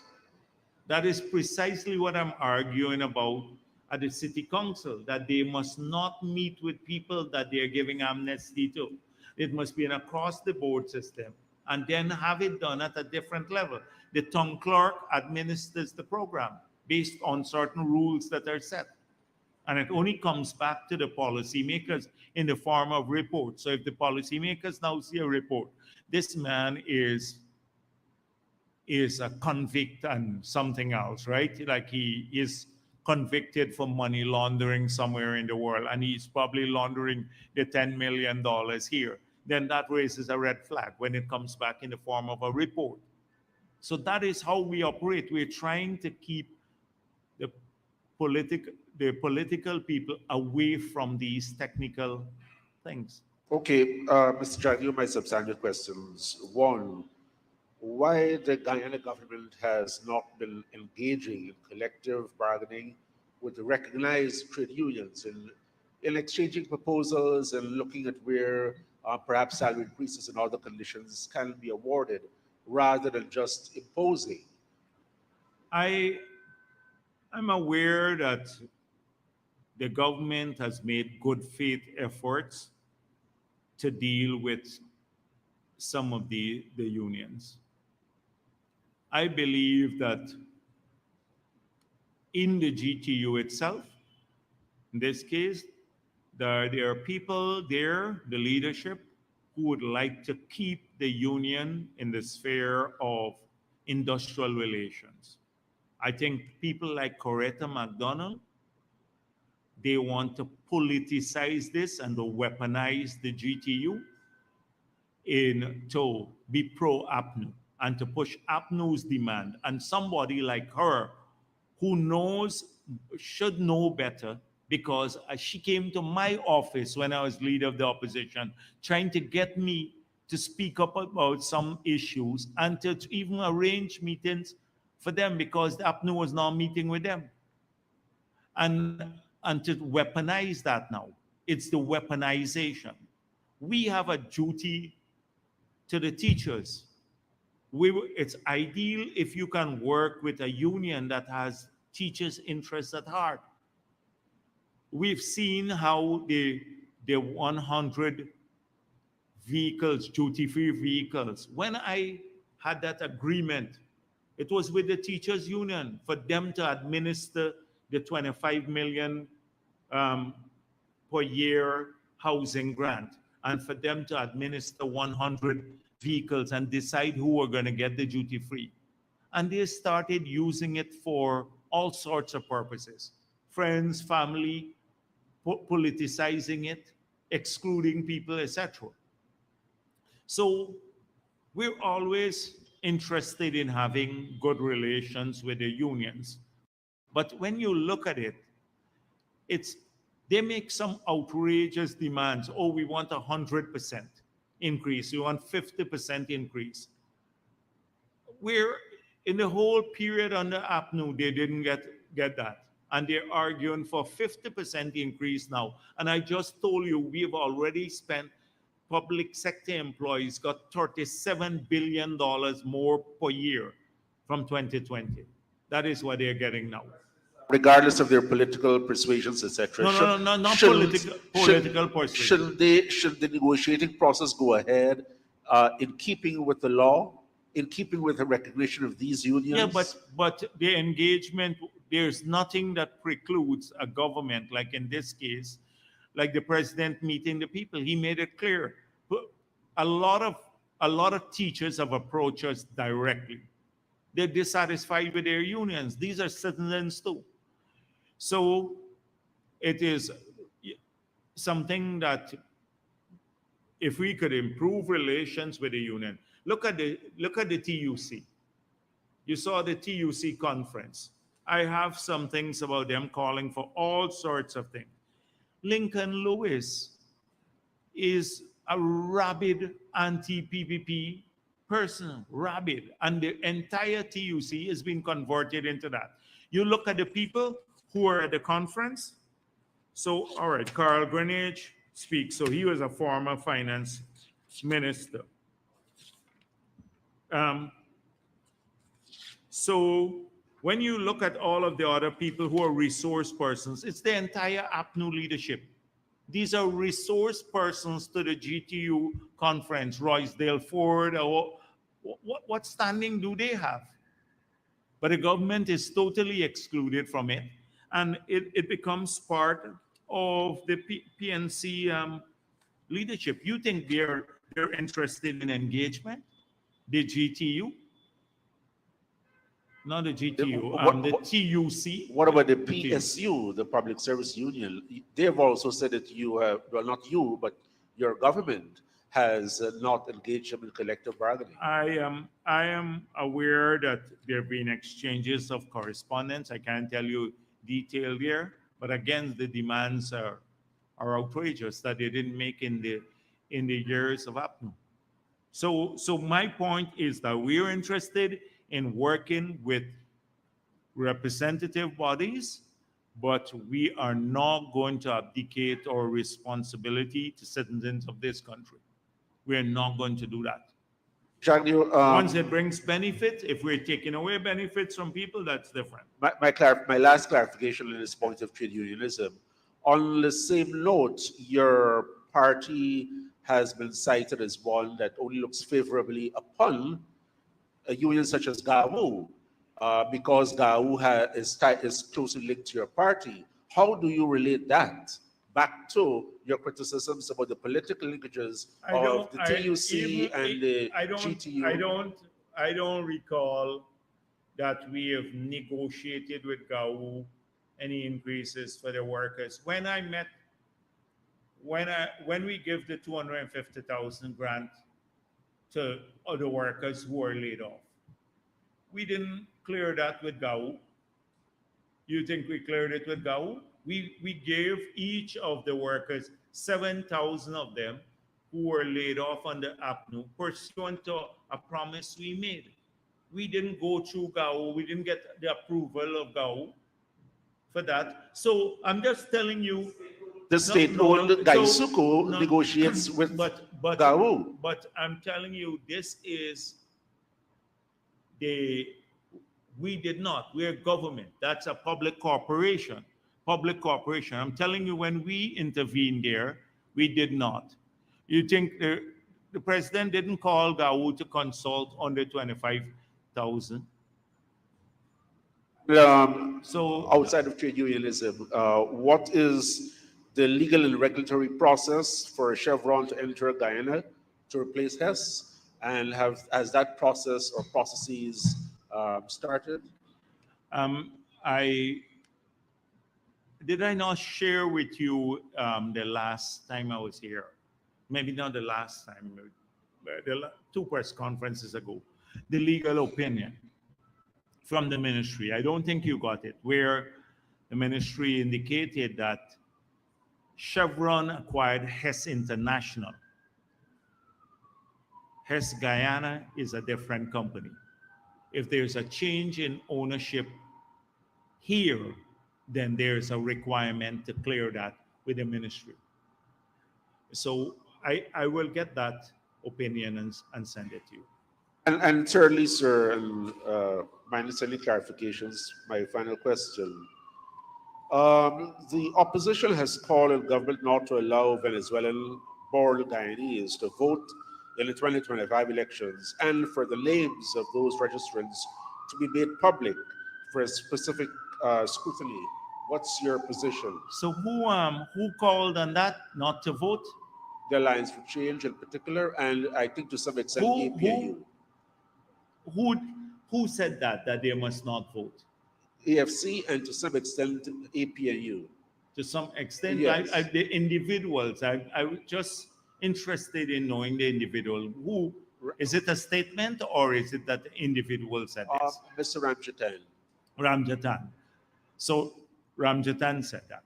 Now, last week when I spoke, I saw a headline in your newspaper, in the Moral Wave, saying Jagdeo said that Venezuelans must be allowed to vote.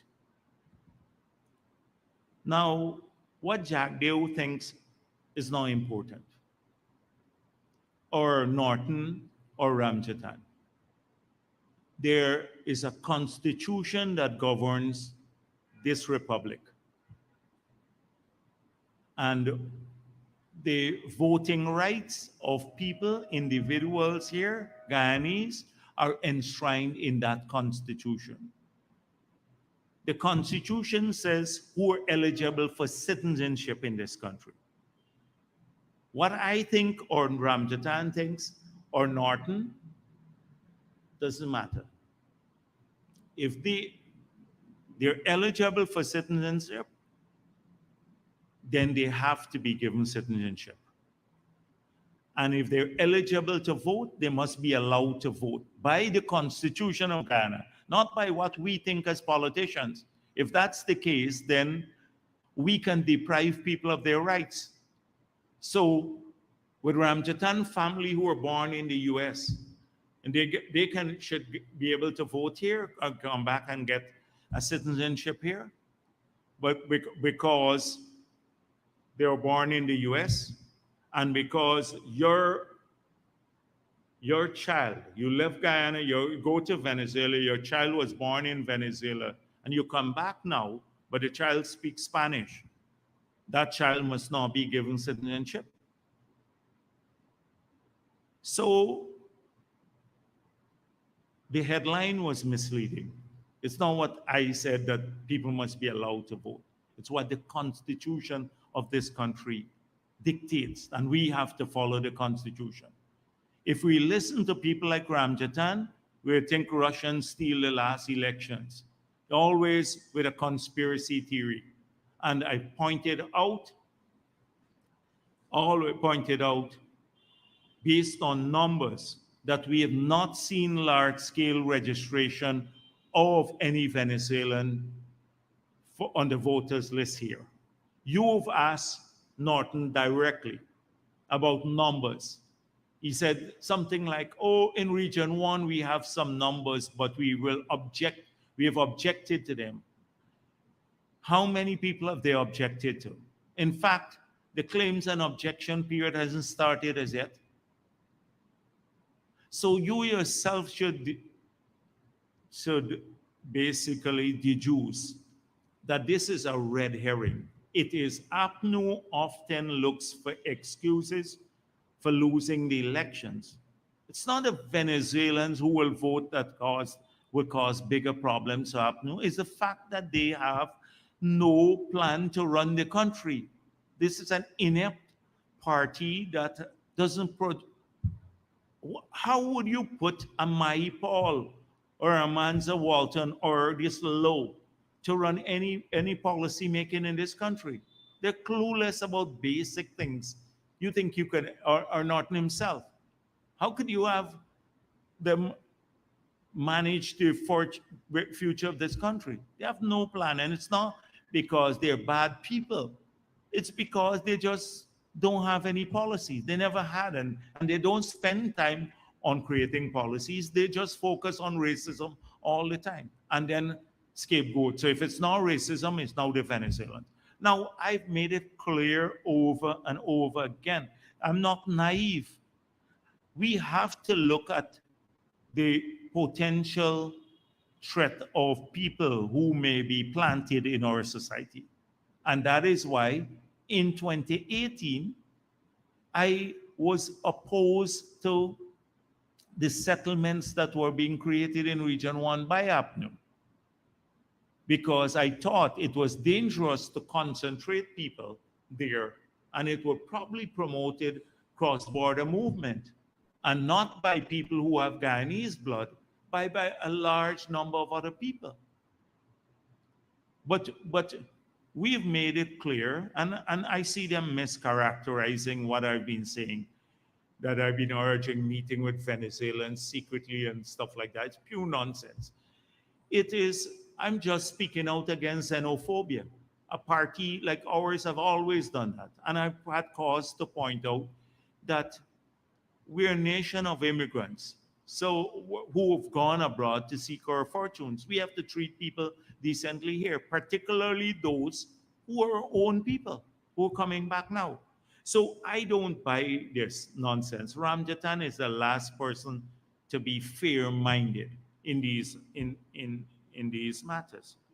Subscribe to the concern or to the view that these Venezuelans, whether they're naturalized or not, born to Guyanese parents, that eventually they can become, they can hold the balance of power and eventually make certain demands on our National Assembly and for the country at large? Do you subscribe to that as a potential?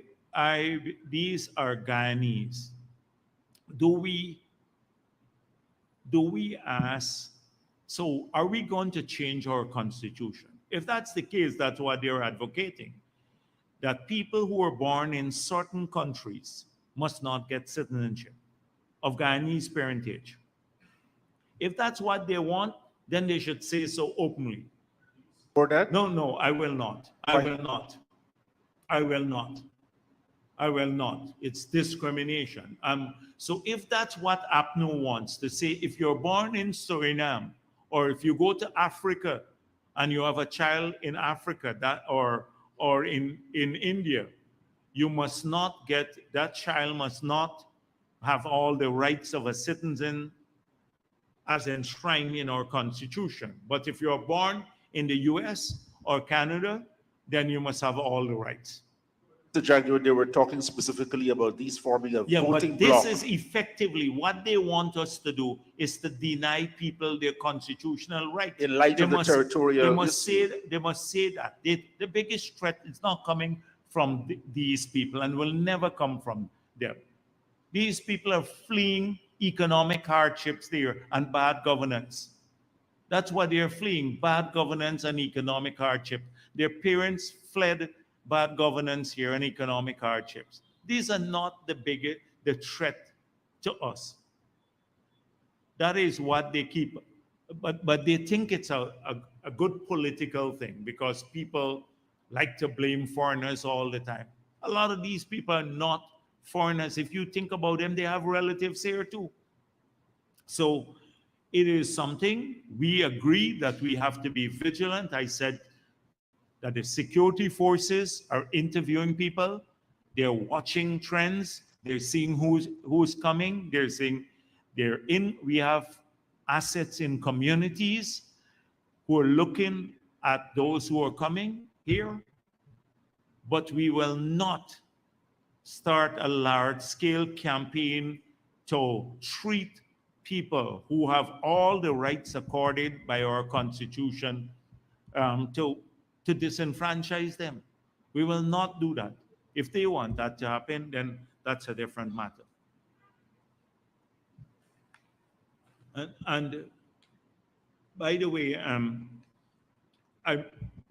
since we're talking about what I said in 2018 too, this is what I said in 2018 in January, on January 2nd, 2018, because a lot of Ramjatan and Glenn Lal says that we're saying we change our views on renegotiating the contract. So it says renegotiating ExxonMobil oil contract may be difficult, Jagdeo asserts. This is the 2nd of January 2018. At that time, we had just gotten, after a big fight, the contract released. And that's the first time we saw it. Because they, remember, APNU was hiding the contract. They signed it in 2016, and it was only released in late 2017. So this is on the 2nd of January. This is what I said. Now, at that time, when you're in opposition, you want to be sung as though you're going to be strong and you're going to renegotiate everything. Even then, I cautioned. And you can read it. Jagdeo, speaking at a press conference held at PPP's Freedom House headquarters on Church Street today, asserted that the Guyana lost significantly after the negotiation process, which the government entered with a disadvantage. You can see that. I'm not going to go through it. And this is what I said at that time too. If we can identify any contract where there was corruption or underhand dealing, that's a different ball game. I spoke here about us being very unhappy with some contracts of the past. I spoke about the Barama contract, etc., that we've had to live with because of the continuity of government. Even then, in this article, I spoke about things that we were unhappy with when we came into office, but we lived with because of a signal. So one thing you will not find from us, we're not blowing in the wind on these matters. We have had a consistent position throughout, in spite of the fact that Glenn Lal and the others have tried to misrepresent our position. We have kept a stable position throughout because we have assessed this issue. So since this is on 2nd of January 2018, when I said that, after the contract was just released and we saw all the bad things about the contract. Anything else? Thank you very much. Good afternoon. Kemal King, Oil Now. About the comments made here about one of the awardees in the oil auction, it raises a question about due diligence. Do you think it might be prudent for the government to shed some light on what that process was like? Yes, you think we should have done due diligence on Exxon? Asking you okay. Just to shed some light on what the review process was like, because there are questions being raised about the integrity of... So the review process done by our consultants, which I saw, identify deficiencies, weaknesses in almost several of the bids, with the exception of the two major ones, which is the Total, the one that involved Total and Qatar, and the ExxonMobil. Every other assessment for all the other blocks identified weaknesses in the submissions. There were only two where they said that they met. Basically, they had the standard, all the standard, and that's understandable why. So we had to choose whether, if you look at all the weaknesses there, you would have never awarded anything else. Only those two to the two big companies and nothing else. Now, where does that leave us? With these blocks unallocated. So we made it clear that we will give them the upfront fee. The risk then gets transferred onto the bidding company. Now, they did not, I don't think they assessed the individuals, they assessed the proposals made. So that's how the due diligence was done, on the proposals. So the consultant did that, and then our evaluation team looked at the consultant's report and did that. Now, when we get to the contracting stage, this is where, because now you have to talk about concluding deals and the ability to, to, to deliver on what you put in a proposal, because your proposal was assessed. So when you come to that stage, this is where more vigilance has to be exercised. Okay, just to be clear, when you say weakness, you mean they did not meet the minimum criteria? No, weakness in the sense that track record, etc. Track record, because many of them have not had any major track record in working in not just shallow waters, but like the local group put in a bid for deep water, which is complex. So they did not have track record, but I answered that question already when I dealt with what Marcel raised about why we moved away from prior experience as a requirement for the bid, because that would have excluded all the locals. And we inserted instead a big financial penalty and a big upfront fee, so that if people get the blocks, they can then bring in whoever they want. And there wouldn't be a Glen Lal saying, oh, look, they flipped the block and made a lot of money, because they run the risk of losing a lot of money too. Okay, well, that's going to happen in the future, right? And are you concerned about that comment being made then? Because some people are saying, about okay, flipping. Yeah. Oh, no, we don't have a problem now if they seek out partners, because they have made an upfront payment of the signing bonus. The others were getting it for free and flipping it. So remember, in the past, they were getting a contract for free, and a lot of those who so-called flipped to or brought in partners. Look at the locals. They've expended a lot of money, and now they're not moving on to a project as yet. So they've lost money, the locals, who were part in the past. So this is why we're not going to put a restriction on the future partners that they want to bring in, because to flip. It's normal to go and seek out partners and bring in other people who are more capable. So why I raise the question is that because of the past controversy with respect to Kaichor and Kanji, there is a narrative in the public that flipping is untoward. It's No, but that was Glen Lal distorting it all. And that's why I'm taking so much time explaining that. First, he had a big thing about all these local people who got blocks in the past, saying, oh, it's corrupt. Look, they're flipping it. They're making millions of dollars, etc. The fact is that none of these people have made their millions of dollars as yet, because they've had to put in money too so far. So he was opposed to them.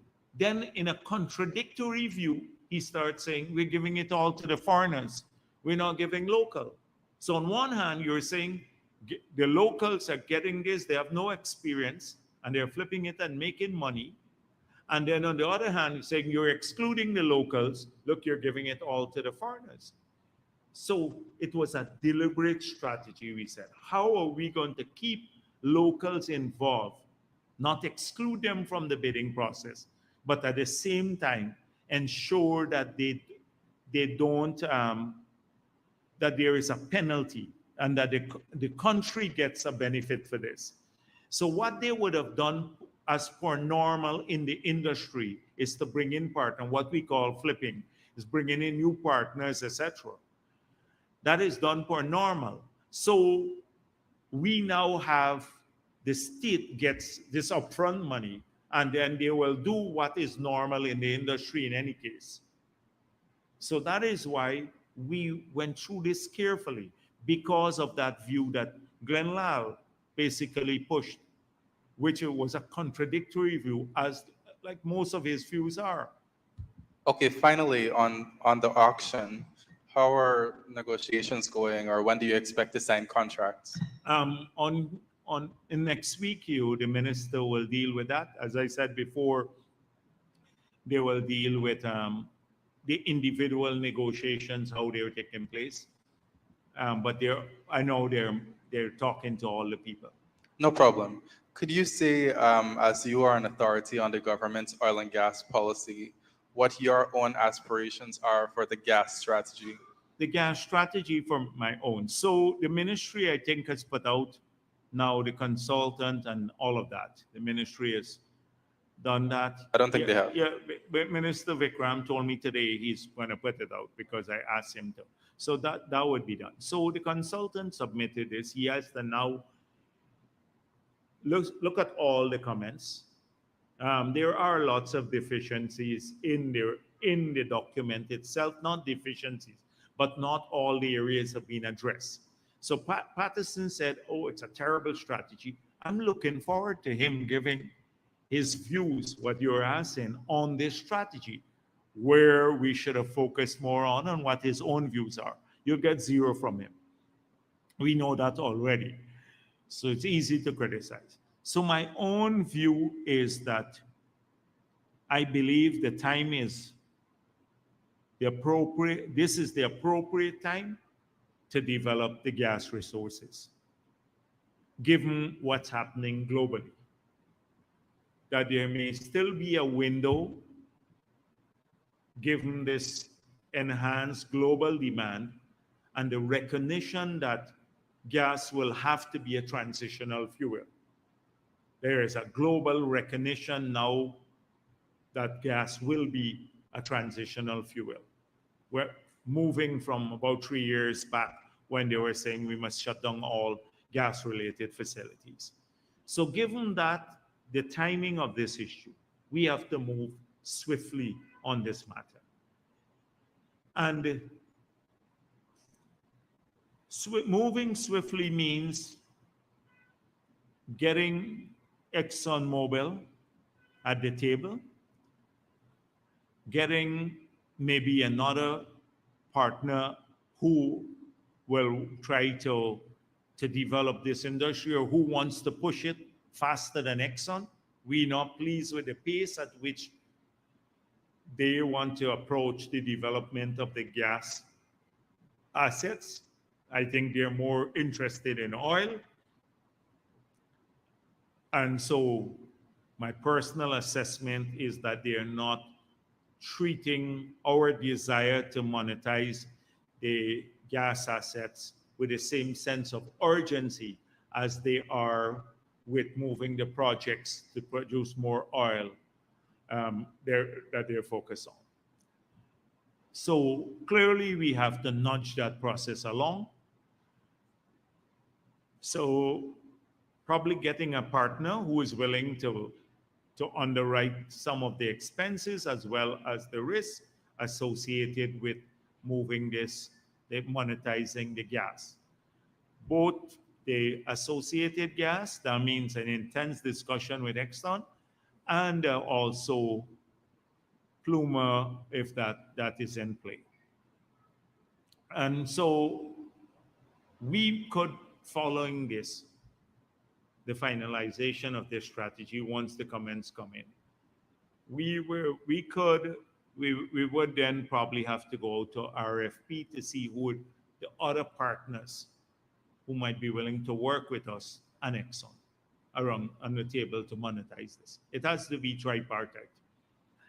And because we own 50% of the gas, Exxon will own 50% of the gas. But if you don't have a development, then you can't get any of the gas out. And in the places where you have the gas being re-injected, then, and it's not being flared, tell Glenlal it's not being flared. So there might be just the hot water, right? So just the hot water. And so in those instances where those are flared, it's to get them to decide that that gas would be available to be monetized through a different form other than being re-injected to keep, as they claim, the quality of the reservoir up. So that's my personal view. I'm not being shy about it. So this whole thing, the gas strategy, is basically getting that We know how much gas we have out there. We know where they are. It's now getting a partner to move on it. Make sure that we capitalize on this window of opportunity, and then we go through an internal process of seeing, with of course the partners, what yields the maximum value added to the country benefit. Is it liquefied natural gas? Is it an onshore facility? Which one will be costlier? Is it just having a vessel out there liquefying the gas and shipping it directly? Is it using it for fertilizer? Should we use the gas to generate a lot of power and try to supply Brazil? Should we use it to generate power and process our bauxite? Would that add more value? This sort of engagement, that's what we're hoping the strategy will not bring finalized, but will bring up all the potential ideas that we can use it for. So in those negotiations. So in a nutshell, that is what we're hoping to achieve out of this sector. I would just like you to give one clarity on an issue related to the controversy with Venezuela. You said last week that you're not responding to Venezuela's jingoism on the border issue, but I found one particular statement coming from the government to be particularly alarming that I think it needs clarification. Their foreign minister put out a statement rejecting what they say is a joint announcement between the government of Guyana and the government of the United States, saying that there would be increased military presence to protect the international oil companies. And I couldn't locate such a joint statement. I'm not going to comment on figments of their imagination. They have been in the most senior levels of the Venezuelan government. They've been putting out a lot of fiction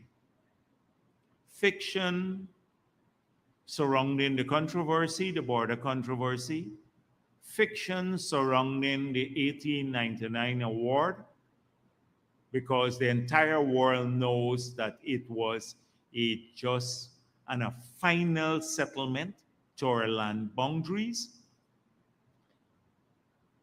They're claiming even now that they never accepted that in 1899, yet they demarcated the borders in 1905. They participated in that demarcation, and I think in the 1930s, the tri-junction point with Brazil. So it's a lot of fiction that comes out of Venezuela. We can't be responding all the time to this issue. Our position is quite clear on what we are hoping to achieve and the process through which we are hoping to achieve. We now need to do much more work to ensure that their fiction doesn't get repeated. And please, I hope that Guyanese would go online and comment on these issues when they see them. They have a slew of people in Venezuela who do that all the time. I don't know if they're paid or not, but we need to do much more from our side, particularly at the level of the population, not just government or opposition, because we're working together on this issue, but at the level of the citizenry, to point out these misleading things when they're made. We need to expose them as being lies and fiction.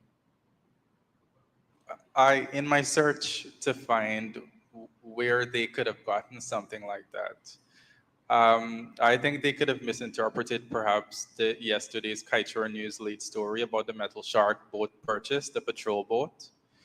The lead story was that the boat was purchased to protect the operations offshore. Oh, is that? I don't check the Kaichur News. I just once a week, before I come here, they bring the stories to me because I can't bear to read it during the week. Like, So this metal shark, you know, vessel, we ordered this quite a while ago. In fact, it's been delayed by over a year now. We are not a country that has threatened anyone in this world. So our remedy that all the remedies we have sought so far through the Geneva Agreement, particularly, have been of a diplomatic nature and now a legal nature through the ICJ, not through military escalation or aggression. And so we've made it clear, we've been in the public domain as saying that we need to better patrol our exclusive economic zone. We had an assessment done that we lose over 100 million US dollars per year because of illegal fishing in our waters. Illegal fishing from boats around the world, they fish in our waters, we lose over 100 million US dollars a year. We need to have a capability to police that, not to fight Venezuela. And so that is precisely why we're doing it, and not to protect the oil and gas resources offshore or assets offshore. Good Yes, afternoon, yes. Trina Williams, Guyana Chronicle. Dr. Jagdeo, how soon can we see a review of the Local Content Act? And have specific areas already been identified for inclusion into the Act or updates? And if you could, can you touch a bit on the success of the Act in its current form? Okay, so we're very pleased that we passed the law. That law has created a lot of room for Guyanese and Guyanese investors to benefit from spending that the oil companies would have made that would not have been done in Guyana had it not been for the law.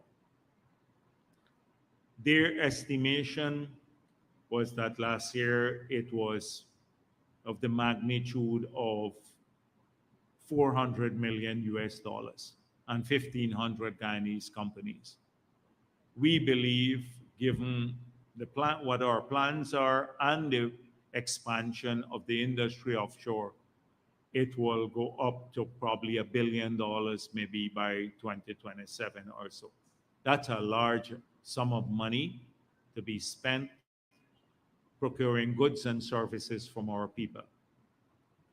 So we're very pleased that the act was passed. It was a commitment we made in opposition as one of the ways that we can get more benefits outside of the revenue stream that had already been affected because of the lack of ring fencing and the low royalty rate, that we can get more from their spending in the country and to integrate more the offshore the offshore operations, which are enclaving more to the local economy. So that's happening. We've seen we've had mixed reviews. There's some areas where we raised the bar high and the locals have not met all of those bars because they couldn't supply. We have had to give exemptions. And because they didn't have the capacity. And there are other areas, which I'm not going to mention all these areas now, where we can now expand. Because we had about 39 or 40 areas in which carve-outs were done for Guyanese, from 100% down to 5%, like 100% for rentals and dwellings and vehicles, but like 5% from some machining services, etc., where we were less capable. So we have some new areas that we can expand into. There are some loopholes that people have been capitalizing on, and some local companies have been acting as a front for some foreign companies, and they have to beware too, that we're coming after these local companies through the tax system. So if they're using that to benefit unfairly from by bringing in the foreign companies, just utilizing them, we're going to be looking at a number of measures that will hopefully address these issues too. So yes, we're looking at it. It should happen soon. Okay. Thank you very much.